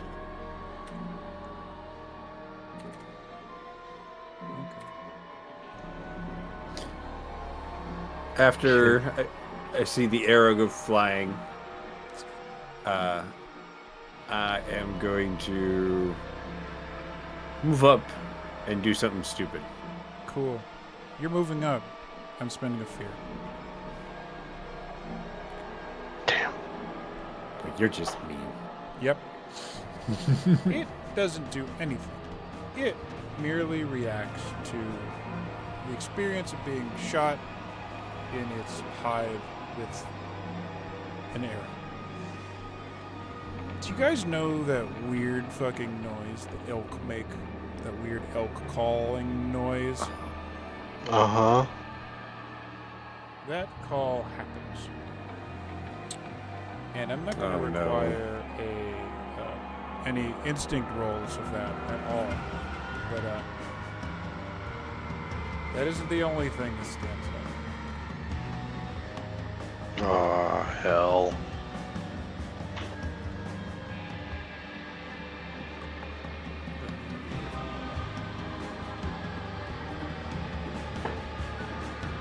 Several wow. more things stand up.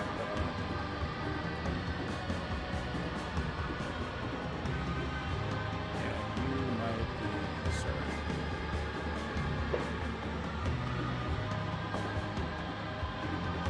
Hmm. Play on how this works. That's probably pretty good for our stream-ish. Let's go with that. Ish.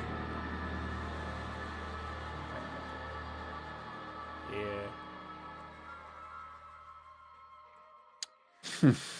That occurs. So, hey, what was Sven doing now? It's your turn. I'm gonna stab things. Is what I'm gonna do. Great. We're here. We're stabbing shit. This is what we do. 11 with hope.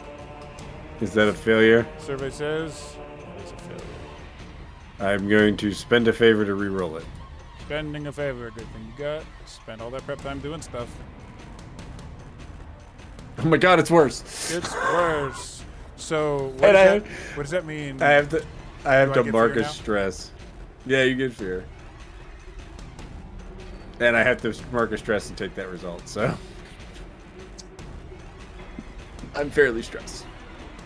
Fuck. Fairly stressed. I suck. No, Sorry, guys. You're stressed out. There's a whole reason to stress out because that thing turns at you, and it has hooves and arms and all manner of shit. You're not sure all of those hunters had all of their parts, and you don't know if you're seeing some of them right now. It's potentially a problem. So that's fear. I could do stuff.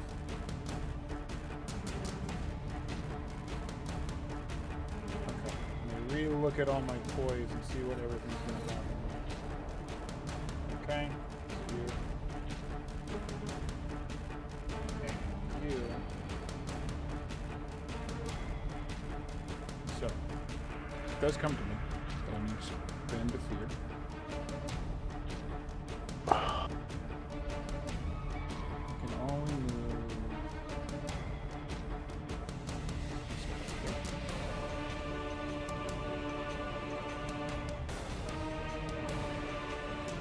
Would the froggy still be hidden?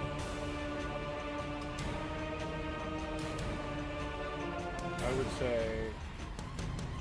Because he hasn't hit anything yet. No, he hasn't hit anything yet. But I would also say that from here to here, They would definitely it's see a pretty him. clear line of sight. Yeah, they would definitely see him. And this one.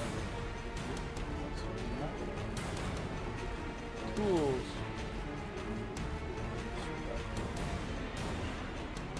So that's for that.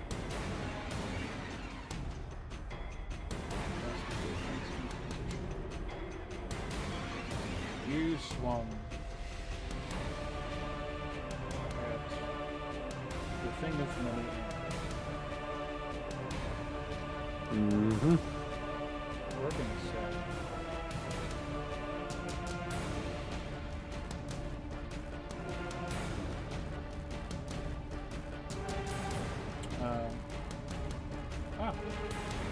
So that's going to be not a. No, yeah, it's going to do that. So once again, it's going to let out that big elk scream. I'm going to mark stress.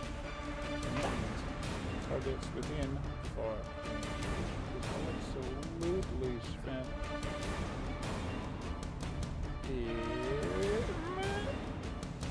Far range is how long? How far is it, like 60 feet?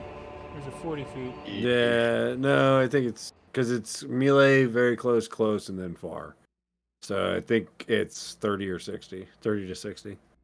30 to 60. All right. So that Hold on. means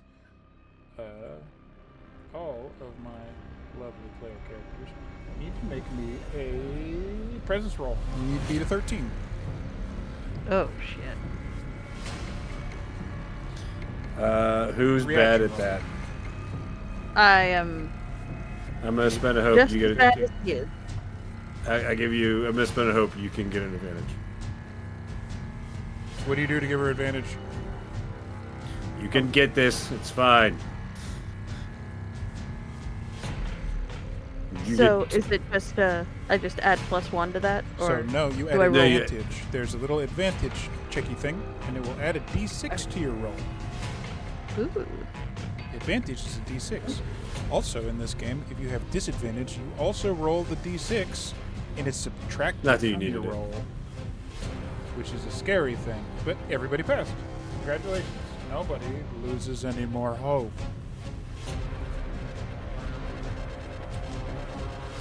Okay, I'm going to say that's my go. Spotlight moves to the players. All right. You guys discuss what you want to do. Because Vigro recalls the last time that when he and Tiffany were on that mission, he broke the staff, and the big enemy, the major enemy, just completely fell apart at that. Vigro will call out to Sven, "What do I need to break on the altar?" The skull and the necklace, All right. which I think How are far- in the same thing. Where is the altar roughly? So the Right. altar, because this map is this map, it is here. Oh wow. I Okay. need to. You were walking, you guys were coming from this direction into the clearing. And this was what you were looking Okay. at. It has little I am- bones in it. I am going to actually mark a stress, and I'm going to use my deft maneuvers to sprint to the altar. Okay.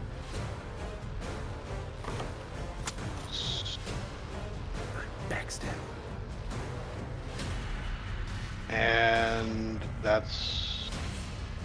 And then I'm going to So deft maneuvers does what now? so it lets me mark a stress to sprint anywhere within far range without making an agility roll to get there. Okay. So you cannot lose your turn Nice. by doing it. That's nice. And if I end this movement within melee range of an adversary and immediately make an attack against them, I get a +1 bonus I'm to the gonna say attack. the inanimate object does not count as an adversary. Yeah, I was hoping you would say that, because then that makes things a little bit easier. So I'm gonna take my longsword and Whap. yeah, I'm gonna smack the hell out of it. Okay. Next way. All right. This 13 13 with with hope. hope. All right. Do I manage to successfully hit the skull and the necklace? It is an inanimate object. Your sword comes down upon the skull. Crack. Okay. Do I roll damage, I assume? You can.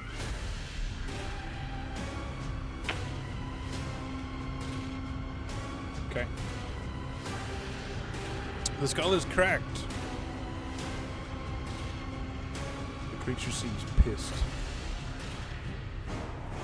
As a matter of fact, that horrible elk noise comes from all of these undead throats at the same time, in different pitches to make it maximum discordant and awful. So that was a roll with hope. So normally Spotlight would stay with the players, but I'm spending that fear that you guys have given me. Damn. Damn it. You want to tag team when we get back? Good. 'Cause I have Yes. the hope. So do I. So things are adjusting. If I survive this, So moving does not require a roll.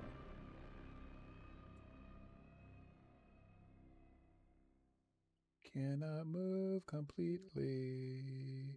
Yep, that's fine. Can only move down. What's happening? Tiffany's relatively low hitting. Oh, there's 30. I'm a big old distraction. I understand. Everything's coming at me. That's about 30. Okay. And still, I can only make one roll. So what we're going to do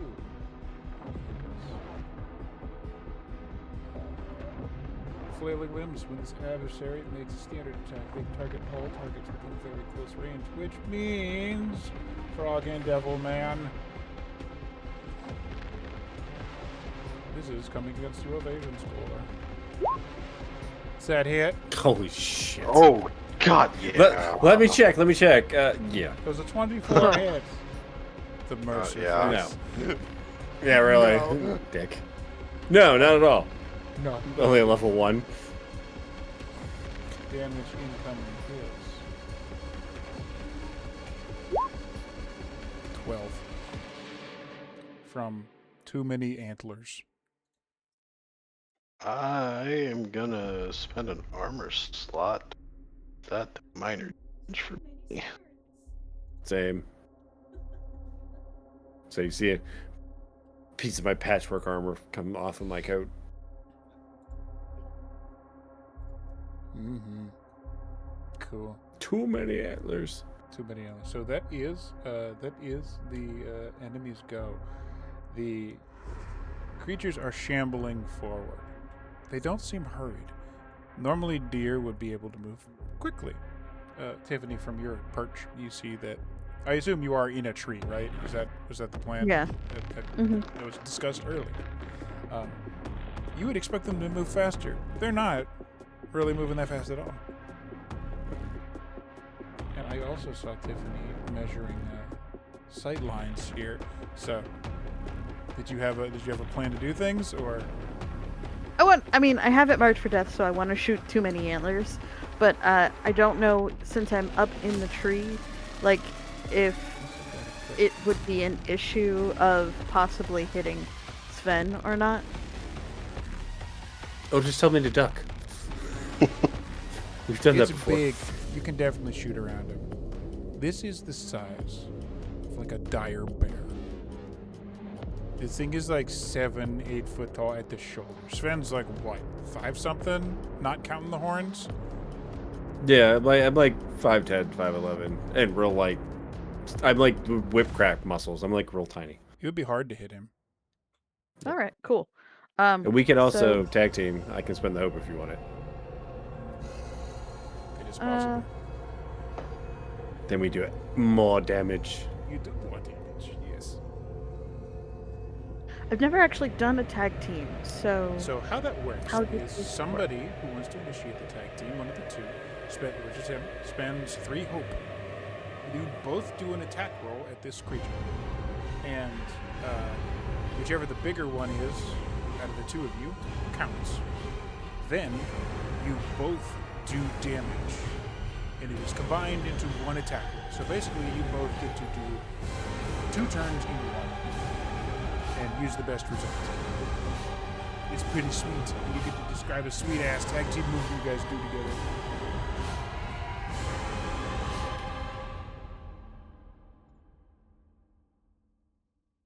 Oh my Holy god. shit. Nice. Not that you needed it at all. It's fine. Well, take the fucking hope. You filthy animals. I've got all the hope. Great. So you do that. So roll your damage, and we combine them. It essentially is all combined into one attack. And this is some pretty sick damage, because she's got it marked for death. too. That backstab. I just spent 3 favor too, so.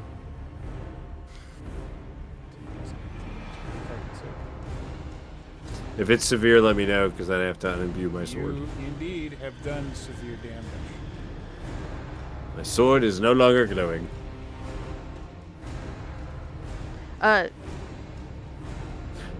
So she'll yell out, Sven, I go low, I go high, you go low.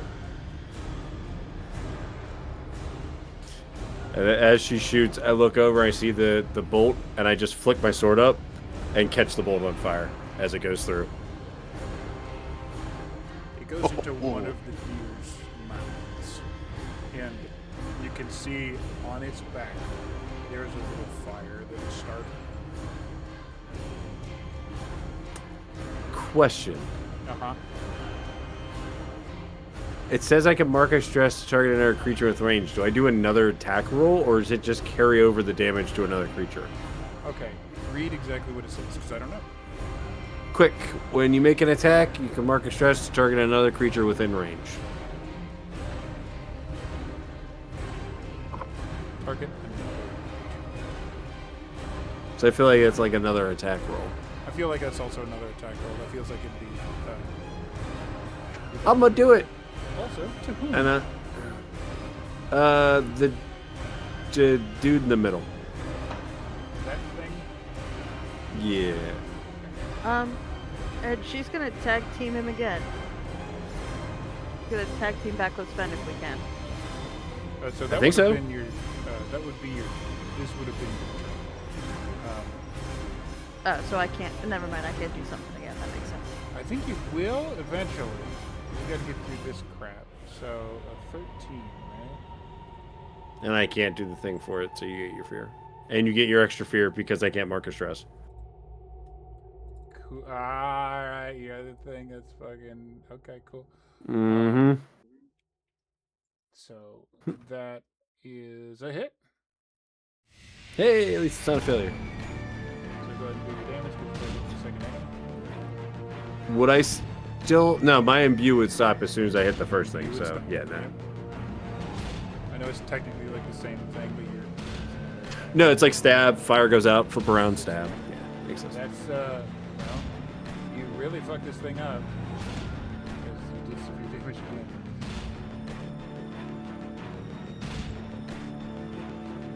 I did something before I died.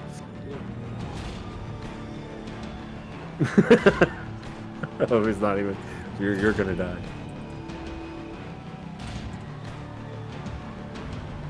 Do some quick math here.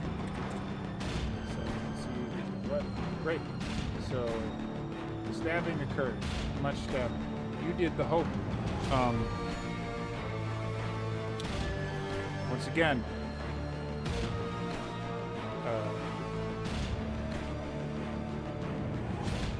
No, it's still your turn. Go for it. So, You have this thing here that got hit pretty hard. This particular deer creature with the skull and the glowing eyes looks exceptionally fucked up. It looks like it is barely holding itself together when you first saw it, and now it's barely holding on. Before you do anything, because I don't need to roll on this, I'm just gonna use it before I get hit. Mm-hmm. You hear me yell, "See? These fuckers can bleed, we can kill them." If it bleeds, Both you of can you... kill it. Yeah. Both of you, have you marked a stress yet, Tiff? Yeah, I have 2 stress. Both of you drop a stress. I'm gonna use my thingy. Restore 1 stress. Yep. Not My words totally are the bar. inspirational. So, A little hey, larger. Oh shit.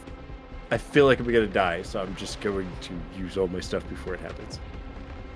okay.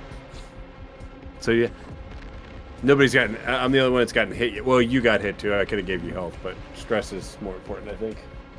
So, that isn't a roll, so it is still the player's spotlight. What do you do? Vigro, actually, if you don't mind, do you want to go Tiffany or do you want me to? She was just gonna take another shot at too many antlers. You guys could tag team. Cost 3 hope, but you have to target the same thing. Yeah. I was going to do something different first before doing a tag team attack. Okay.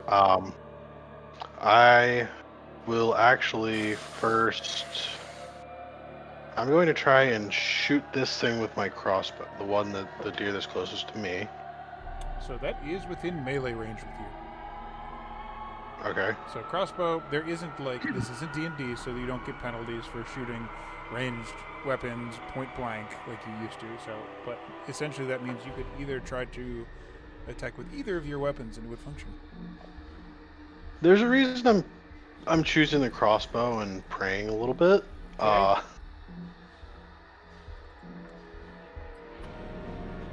Is that a... Does a 12 hit this guy? It does indeed.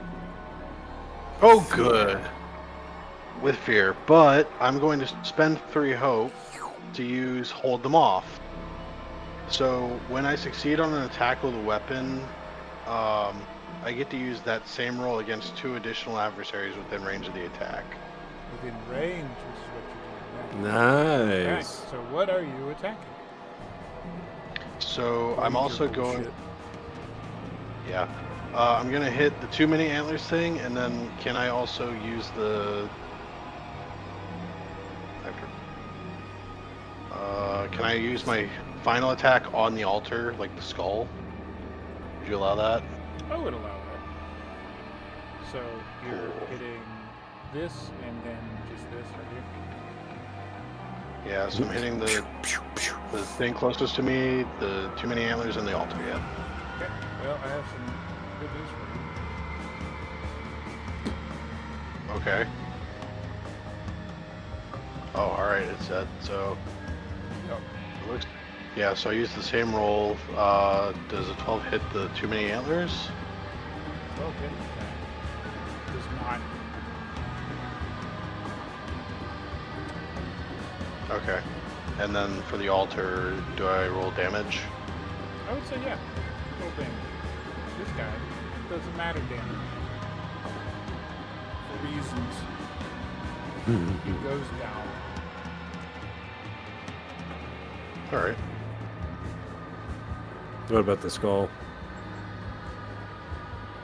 How's this go look? Yeah. I would say you shoot it, and now there is a big crossbow bolt protruding through a now fully cracked open in half skull.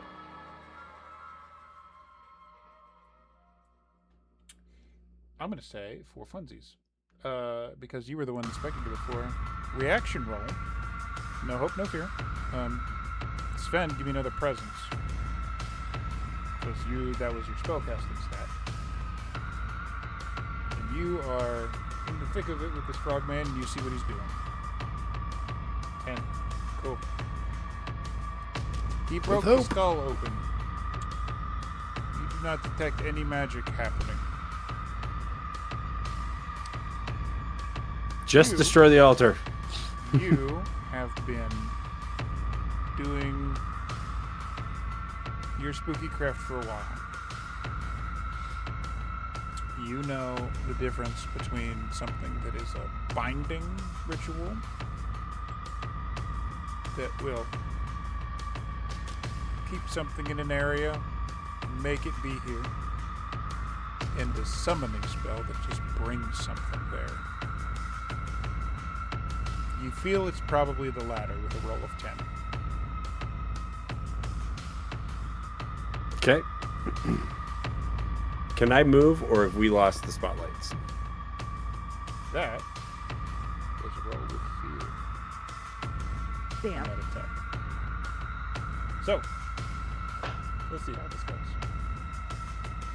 This isn't actually a roll or anything, but there is a cat up a tree and 2 not dogs trying to climb the tree. It is mildly horrifying because there's antlers clacking and like grinding up the tree and like shredding bark from it. But it doesn't seem like they can get to you.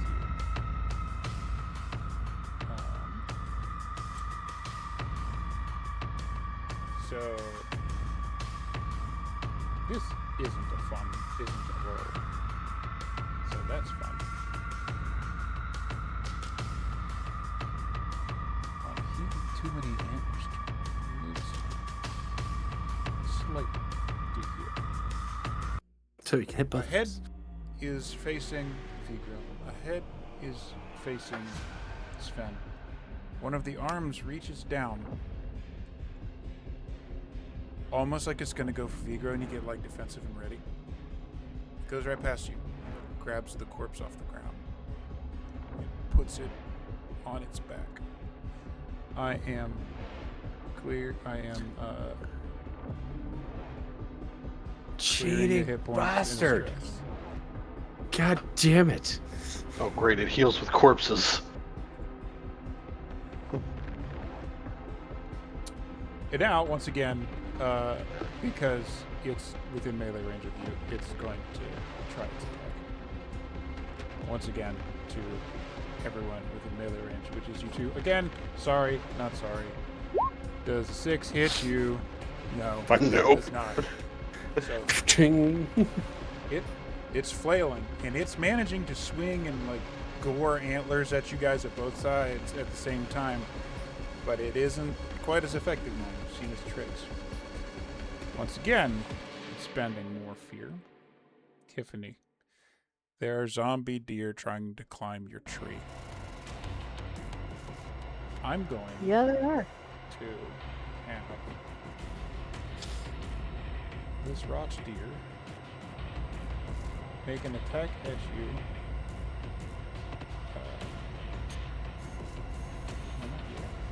Yeah, that's right. I'm gonna make this thing make an attack at you with disadvantage because you're up the tree. It is tall. There's points where it can kind of reach you.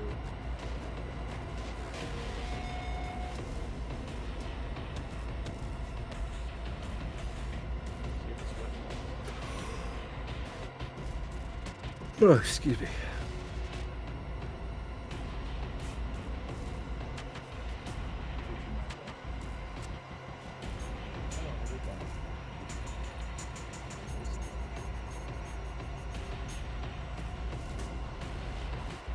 Yeah, that's not doing anything. That's an 8 minus a d6. It's not going to hit you no matter what I roll on that, so it's Nope. really trying, but it can't do shit. Cool.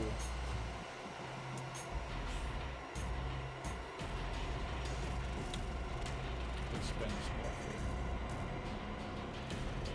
more Oh, jeez. He has a stockpile. fear. Yeah. Yeah, that's. There's none of the other ones around that can really do much for me. Sven, apparently my favorite target.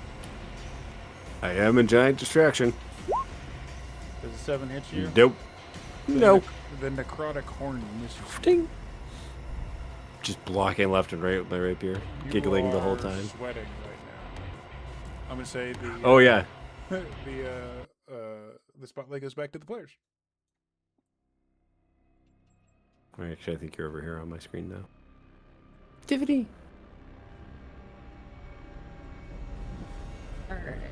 Alright. I saw it like heal itself with a corpse, right? You did.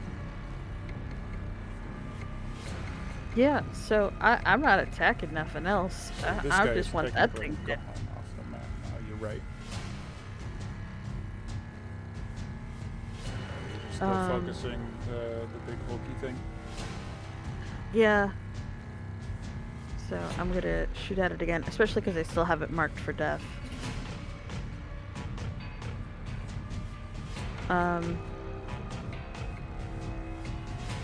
Sven, do you want to tag team again? So I now can't. I now can't light tag things on teaming works. fires. A tag team can be initiated by each player once per session. So, if you want to do that again, Tiffany will have to spend 3 hope. Yep. Or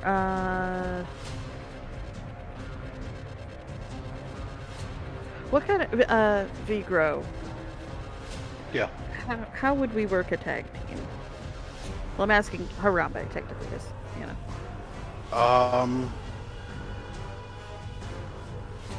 Well, since I'm trying to destroy the altar to the best of my ability, there's still the necklace and like the hair. So I'll give you And- this. You've gotten the vibe that if you were trying to destroy the altar and it would have worked, you would have done it last round. Yeah. Oh, Broke the skull and nothing seemed to happen. So You were very correct about the trophy hunting situation. The same trick that you used last time seems different. Didn't work. Okay. So you get the idea, your character, I should say, would get the idea that continuing to attempt to destroy the altar would be a wasted effort. Oh, okay. When you are fighting for your life. Yep. So then that changes everything I'm about to do. All right, or about to say rather. So. Okay, yeah. Okay, cool. So we could shoot. How many heads does this thing have? Like 7? A bunch. A few. Several. At least. One extra. Yeah. Oh, yeah. We could try and blind one of the heads somehow from different angles. But you know what? I don't think there's a really good. I don't know.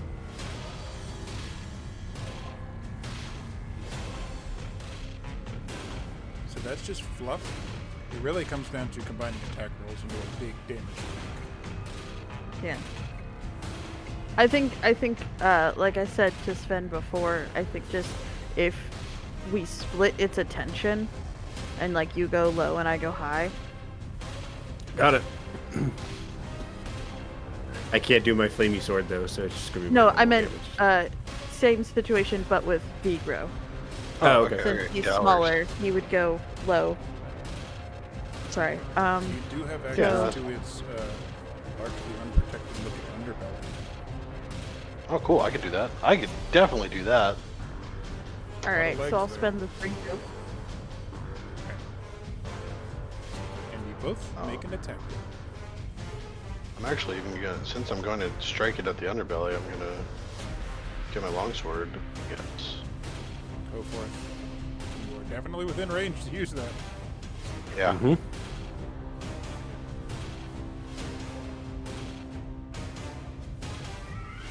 $17 with Fia. 20 with Fia. That's a lot of damage. So you definitely hit. So that's only 1 Fia from you. But it still counts as 1 attack. You guys definitely hit, so fire off your damage while I resize this map for our audience if there is in fact still watching. That's not Yeah, 5 people watching. only a few of them left. 21. Nope. Yeah, 21 altogether. 21 plus 9, that's No. Oh, no, 21 damage between the total. 2 of us. 21 between the 2. That's still a lot of damage.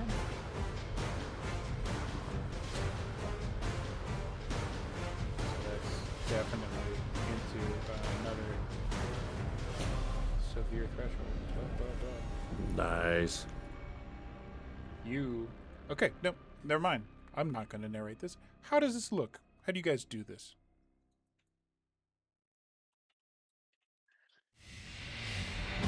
So I'm thinking, since he's closer, Vigro goes first. Like, Vigro's hit lands first. So what do you do? Just, like, kind of just stab and gouge? So my thought was that I try and like, as I try to almost like slide under it a little bit and start slashing its underbelly as Tiffany takes her shot. Cool. And I'm going to shoot basically at the head. Whatever head puts all of its attention on you. There seems to be like a primary aim. And he stabs under and gets a good slice in, kind of like Fafnir style. Right on the underside of the belly. And it like makes this like roaring noise, that horrible elk scream again. And when it's up and its mouth is open and vulnerable, shook right in one of the eyes. There's a big the shaft of a bolt sticking out of his fucking eyeball. And one of the heads turns directly towards our assassin. And suddenly, Sven feels a lot less crowded.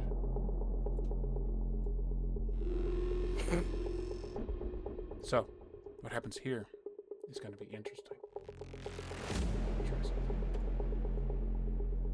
That's low, so that's actually really funny. So,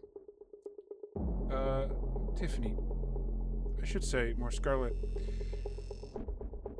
Do you remember in zombie movies when they're so fucking angry they start piling on top of each other to try and get to something really high? That is happening with deer climbing up the tree to get to this fucking murderous cat that is doing lots and lots of damage. It is probably the worst thing that she's seen so far. And I'm going to be using the too many to handle passive. Oh, Least one no. other adversary of this type is within close range. All attacks against the creature have advantage. So, I'm going to attempt to make an advantage roll. But it doesn't seem to have been working. There we go. That's it. Alright, so this is going to take a swing at Tiffany. The Shambling Venison. Does a 15 hit. Unfortunately. Very well. So you are going to get hit with a necrotic horn. That is 3 damage. And That's a minor. That's minor, so you can reduce it. Are you actually marking an HP from this attack? Or are you reducing it to nothing? I'm gonna reduce it. Okay, that's very good. Because it's very close. Yeah, this was a very frightening situation. And this thing does have a passive that if you mark an HP, you would also be marking a stress. But you did not mark an HP because you did little enough damage that it didn't actually cause that. So, this is very much like a cat in a junkyard dog situation here. It's looking precarious. I don't think I can even do. Actually, no. I say you would be that many up a tree. Right, so technically 2 of these things can attack. So I'm going to make it try to do 1 more. 1 more attack, and that's, I have to spend a fear for that, so let me reduce my fear down. Ta-da. So, that will, 7 this time. Oof. Shit. It's actually doing stuff. This is a different attack, so you are capable of spending 1 armor again. Yeah, I'm gonna spend 1 armor, and I'll still mark 1 HP. Which means you also take a stress because this is a harrowing situation for poor Tiffany. It's scurry. It's scurry, and it has an ability that makes you do that. I'm going to say that is my turn. Spotlight, go back to players. If nobody's against it, I will stab big angry guy in front of me again. Stab him. Yep.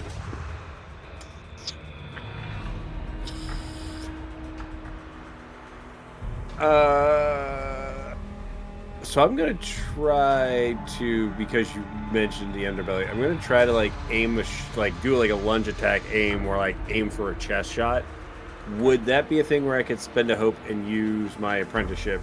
Because that's kind of my combat one. It's very much the if I'm calling a shot or if I'm trying to be precise. So That's what the Hell Knife I'm going to give you 2 things with this. Okay. A, I'm going to let you mechanically do this. You can use that thing to be precise. You also are aware that this is a big, scary fucking abomination-looking thing, and you realize it's a big gamble that might be where any of its heart or internal organs or important things might be, if it contains those things at all. So you have the skill, and you're going for it, but you're not sure if it's going to do anything. Okay. Well, let's find out. Let's see what the dice say. It's a 19 with hope. You absolutely hit. Let's see what the damage does. Also take your hope. I did. Not very good. Not very good. Your blade sinks into it. That is 3 damage.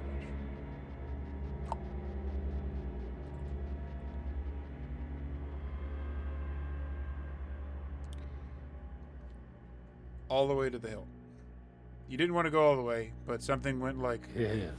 you stab, and like in out. You stab in, and then you feel something on the inside of the sword go, and it pulls it into it more, pulling you closer. That was hope. Spending fear. Ow! It has several human arms, and they are reaching to grab you. That you're so close and trying to gore the shit out of you because apparently you are my crash test dummy here. This counts with Vigro too because he's still in range. I like to be helpful. What's your evasion again? Is it 9? Higher than that. Higher than that. Higher than that. You're not restrained or anything. That's just all fluff. It doesn't have anything out there. What I'm going to do for the end of my turn is I'm going to spend 1 more fear to have it do 1 more action. It is marking the stress. Everybody, once again, make a presence roll and try and beat a 13. If you do not beat 13, mark an additional stress.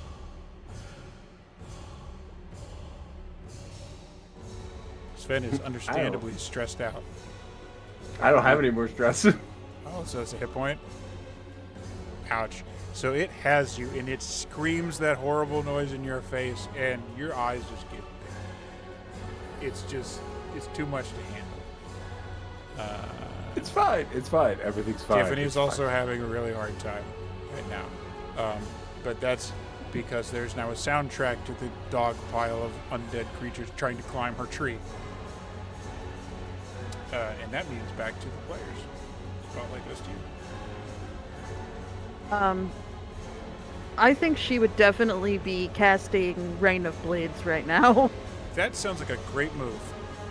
Do it. That sounds neat. I don't know if you've actually had Yes, a I chance do. to use that yet. I've You not. were sniping in the last game. You had a good spot and nothing clumped up around you. So that is a 10 with hope. Oh, spellcast roll? How does this work? Oh, so right. Never mind. That was your presence roll. The spellcast roll is an 18. You absolutely hit. Please tell me and the audience what the fuck does Rain of Blades do, and how does it look for Tiffany?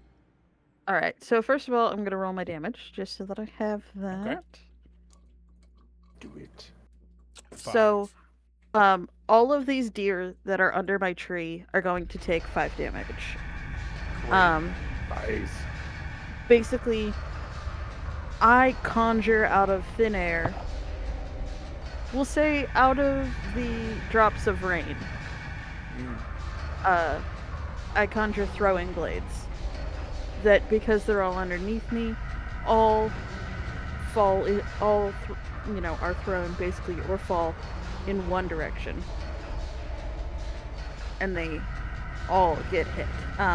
If I was in the middle of a melee situation, the blades would conjure around me and be sent out to any target within very close range. Okay. So this has a couple of interesting ramifications for you because this does 5 damage. Most of the things in front of you are damaged pretty thoroughly, but quite notably, the extra rotted one that seemed to be like the thing on the bottom, kind of holding everything up, fully dies from that. So that causes a little cascade of them starting to slide down the tree and try to keep coming up, but they can't quite get to you anymore because there's not as enough. So you're kind of clear for a moment. Oh, thank God. Cool. So that also was, I guess, with fear. So add that. So yeah, it looks like the 3 around you are pretty badly damaged. So I'm not trapping my roll here. See if I can do anything about this fucking assassin. That's a no. That's the roll. Okay. I'm gonna burn more fear and have this one rot deer try and attack Sven. Actually, no, I'm attacking Sven too fucking much. Fuck this frog. Alright. I ain't afraid of your deer. I was talking shit the whole way up here. You probably were. This one looks smaller and easier and has a sword in his friend's belly. Look at this. So there's this. This is against your evasion. Oh, 17 damn. hit? He rolled a Yep. 20. He had a -3, but he rolled 20. So, oh god, too many pop-ups. You don't get the critical for rolling a 20? Good question. A nat 20. That should be, but it isn't actually a 20, so I guess not. Interesting. You know? No, I think that's actually just a fucky thing for how roll 20 is working compared to how dagger is supposed to work. Which means you are going to be receiving. Sorry, Vigra. No, you're right.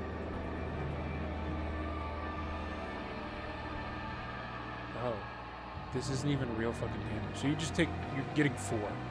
That's why it's just. Oh, right. It's not actually like a set like dice damage roll. That's why. Yeah. So you get 4 damage coming at you from an antler goring you.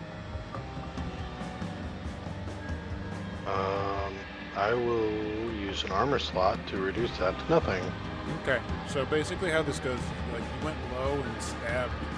You're frog, you can get low and like stabbed up the thing, and this other deer comes around the fucking side of this and like puts its antler into you to try and like crush you against the ground with a sharp point, but it just hits your armor, so you're just kind of like pinned against the ground. It's trying to defend the big one, but you're not like actually like disabled or immobilized or anything like that. It's just the way the fight is going. You slip and kind of like roll and do all kinds of weird froggy shit all the time anyways. So that means it's back to the players now. How hurt is the big boss looking? Yes. Okay. Tag team? Oh yeah, that's right. You're the only one who hasn't actually burned 3 hope to do a tag team attack. If only I had 4 hope. You I need could 3. make it. I know. No, he but probably there's wants to do something with... Yeah, there's something else I wanted to do, but you know what? Yeah, let's do a tag team. Let's do a tag team, Sven. Yay! This is appropriate music. So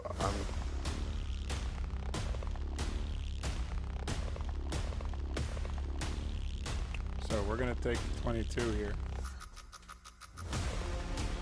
Excellent. So that's definitely a hit. You guys roll your damage and tell me how this tag team looks. So, because I'm at ground level, effectively, same thing where it's the running theme has been you go high, I go low, right? Is that fair? It's a good theme. That'll work. Also, So I'm gonna add a little stank on this. Frogman, how do you want to do this? Oh! So let's reverse it. You're not gonna go low. You're gonna go high. So I'm gonna like kind of go low, and I'm gonna like hamstring it on a bunch of the legs on the one side to get it to kind of like drop to a knee. Okay, that works. And I have set the stage. All right. So, as Sven does that, I'm actually going to. Is it the main head had an arrow in its eye, right? Mhm. I am Crossbow going bolt. to big crossbow bolt. Yeah, I'm going to actually jump up and stab it right in that head. Jumping With is my logs. something that frogs do very well. You jump up and you manage to land with your wide feet right on either side, foot on either one of the branching antlers, giving you a perfect shot. Your sword goes straight down through the other eye. That Nice. horrible noise happens again, but it's less fear-inducing and more agony.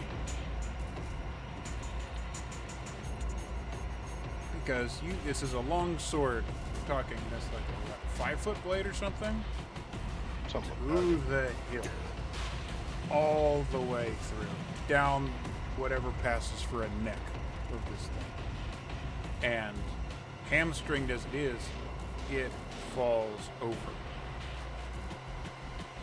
And you, Vigro, was like in melee combat with this other deer too, so you're kind of like ready for it to do something. And you see, about the same time that this thing falls, the other deer falls. And the deer around where Tiffany is all start to continue to like paw up the tree and like carve bark from it and stuff, and then all like the green light goes out in their eyes and they all just collapse at once.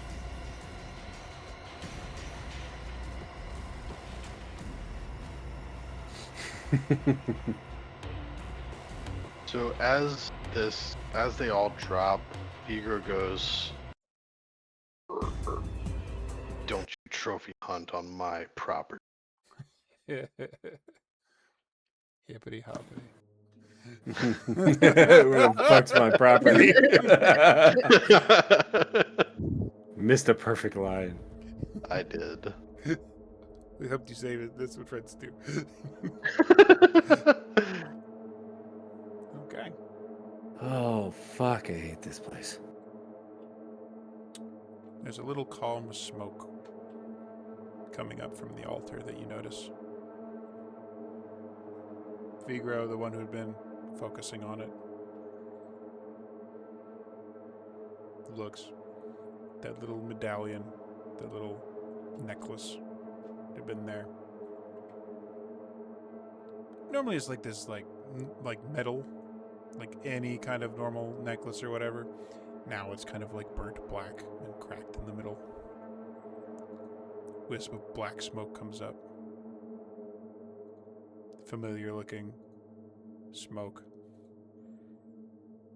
And then it's gone. Sven's gonna walk over to the altar and literally knock everything off of it. Boom. Like, crash, just takes his rapier blood. and just like clears it. Tiffany's gonna come over, and if there's anything left on it, she's gonna do the cat, knock everything off.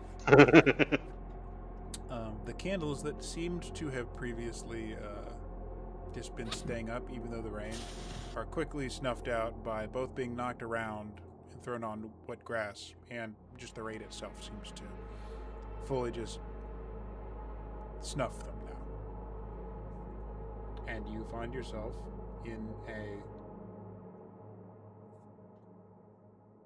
very foul-smelling clearing with nothing moving. All of the weird noises that had been plaguing you before are inconspicuously just gone and silent, and now all you can hear is the normal sounds of the rain.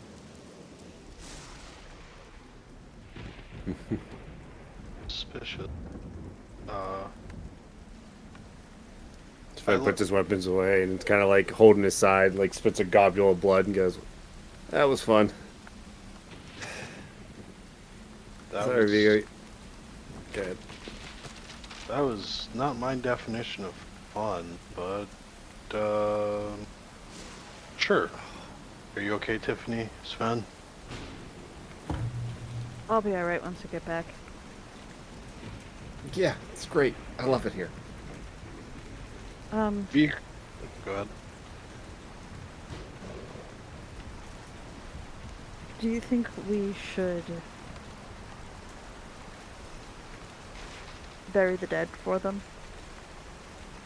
I don't think they should see their compatriots that way.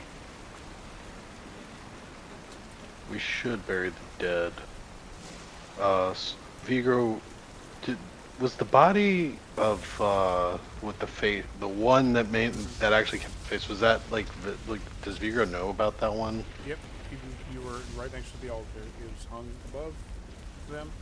Okay. Very clearly would be Alar, the chief hunter. I wouldn't recommend burying these. I'd recommend burning them.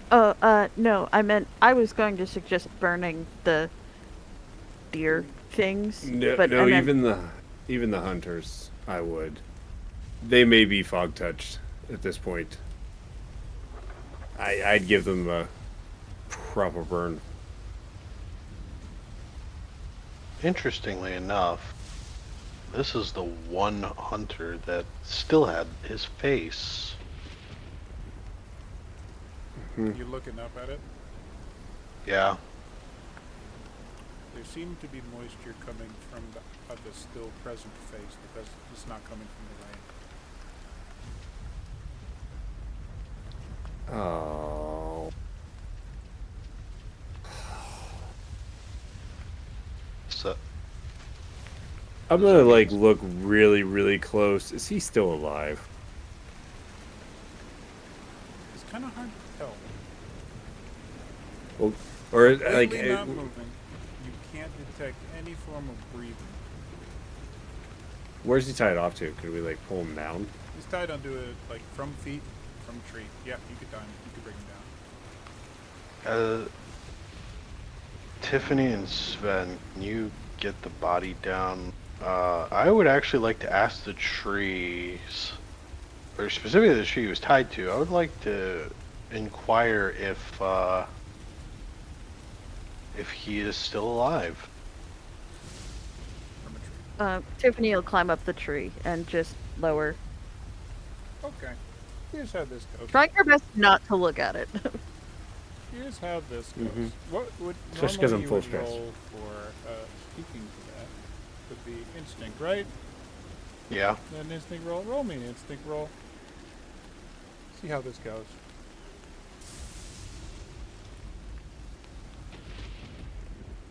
Cool. I figured something like that would happen. Take your hope, but you touch the tree and try to inquire about his life and what happened here. Because of what you see, I want you to mark 3 stress. Because you decided to find out what happened here, and you find out the hard way. You see a vision of a female form in the woods. Very clearly, Lyrial. Building this altar. Muttering something about frustrations of never having a chance, about of jealousy, of always being put down, perhaps a little misogyny, perhaps this man in the tree wasn't a very good person already. Either way, it spilled over. You see the altar being built. You see the thing being called for revenge. Because you see, you thought you were in a Predator movie, and it was Pumpkinhead. And you see, not this creature, but Lyrial, putting him in the condition that you found him in, without skin. And you know that he was alive when it was happening. and you see all that pain in your vision. Literal to madness. And you now know that he's absolutely not alive. This is just a very disturbing looking corpse. But you know why it is disturbing looking, because extreme trauma. Not blood loss, not anything else. Just his brain shutting off from how bad it was what killed him. So that's where you get 3 stress.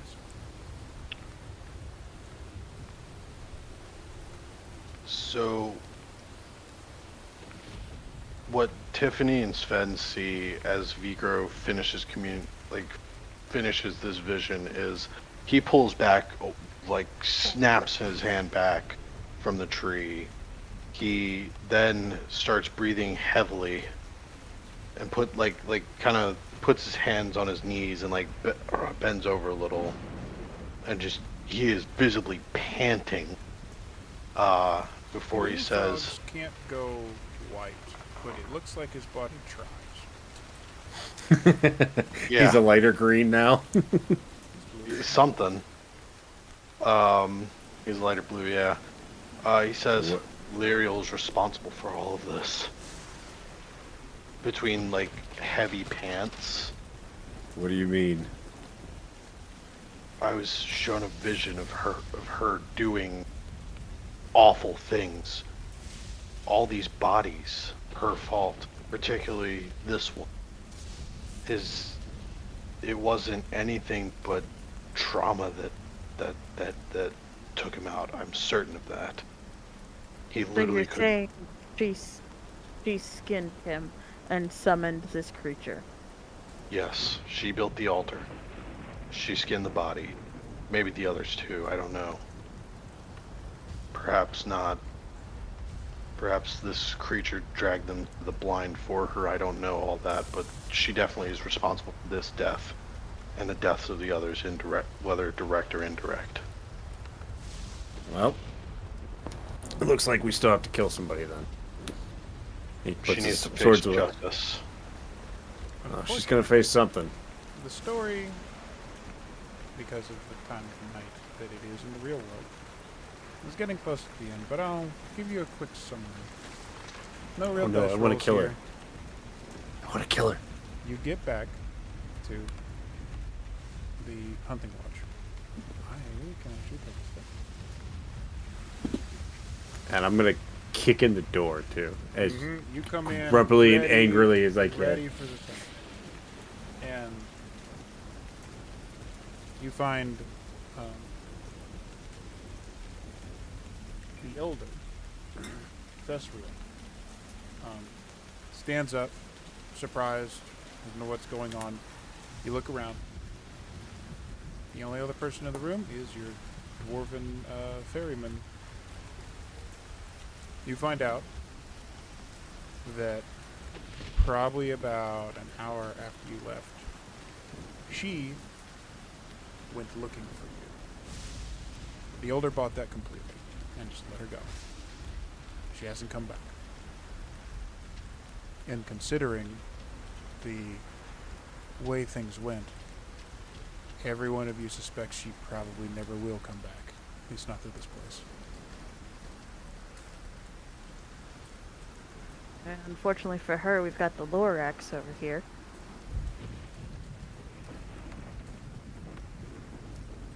Yeah. Yep.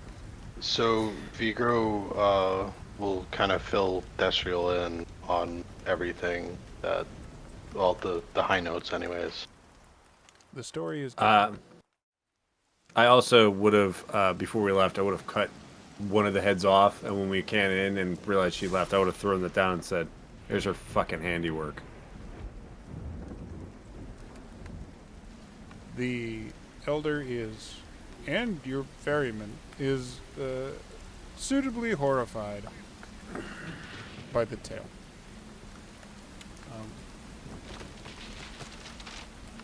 You spend some moments checking out into the woods, seeing if you can see any small forms watching or fleeing or anything. But it looks like, at least for now, this one is headed off into the dark. A couple of one. Maybe. Can I ask Dad to let me know if he feels that energy again? Because that's one of his spheres of influence. You can. I And would use favor for that. you have another added benefit there, because I'm just going to say you would know if you wanted to, and I'm assuming the answer is going to be a very firm yes, that you could have I taken wanna that find this hair bitch. on the altar. Oh, yes, I would have. Sven would 100%. Oh, yeah, that's in the pouch. Oh, I'm going to do shit with that when we get back to the base. Oh, I'm going to find her. Don't worry, I'm going to find her. for now. Just for now. She's Sven just giggling in the corner. She's in the wind. But a couple of things are coming from this. One, you all are starting to see a little bit more. Each one of these missions have kind of helped you understand what this fog is and how it functions. You now know it can be called to do things as a force. Like most magics, except really fucked up. You know that it can be summoned places. You know it has a little bit of a will of its own.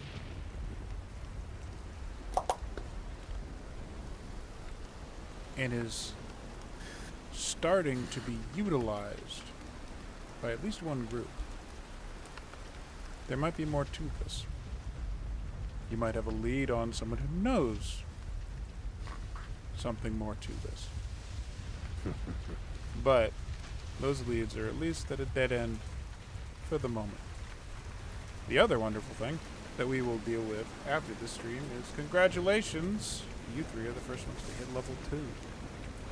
You level up. Die. You level up. You didn't die. Even though I tried. So we'll go into that afterwards. I didn't try. But you always try. Go for the gold. We'll do that, but that was tonight's adventure in the Darklands. Whew.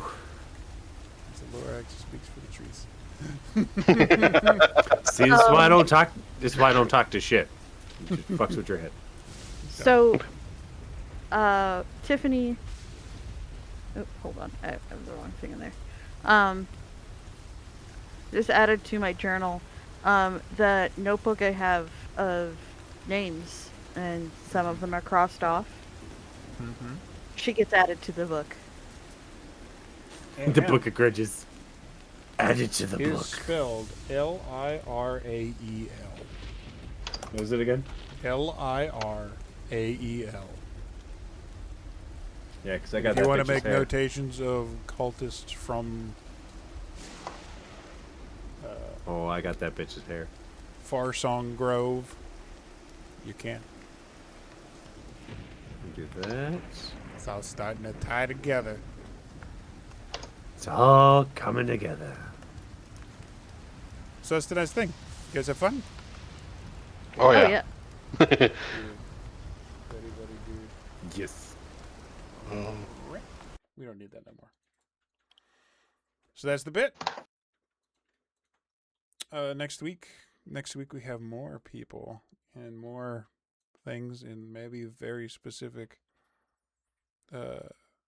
character traumas to deal with. I was kind of surprised that Vigro dealt with the shit from his past as well as he did, even though he was clearly getting fucked up, because that was real close to your backstory. Like real close. Oh boy. Yep.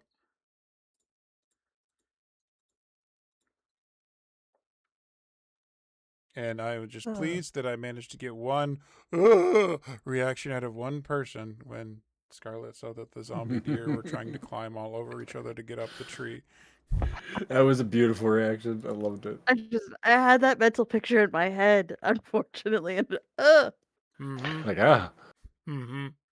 It means I did my job. So, as long as everyone had fun, it's a good night. I'm going to probably end this here. So we'll see you guys next time. We got more Darklands planned. It's going to be a very different vibe. Still spooky, but it's a different kind of spooky. We've got subgenres here. Different spooky. Taking you guys all through my favorite horror films with a slightly different tone. And we'll see if we can figure out which one we're in while we're in them.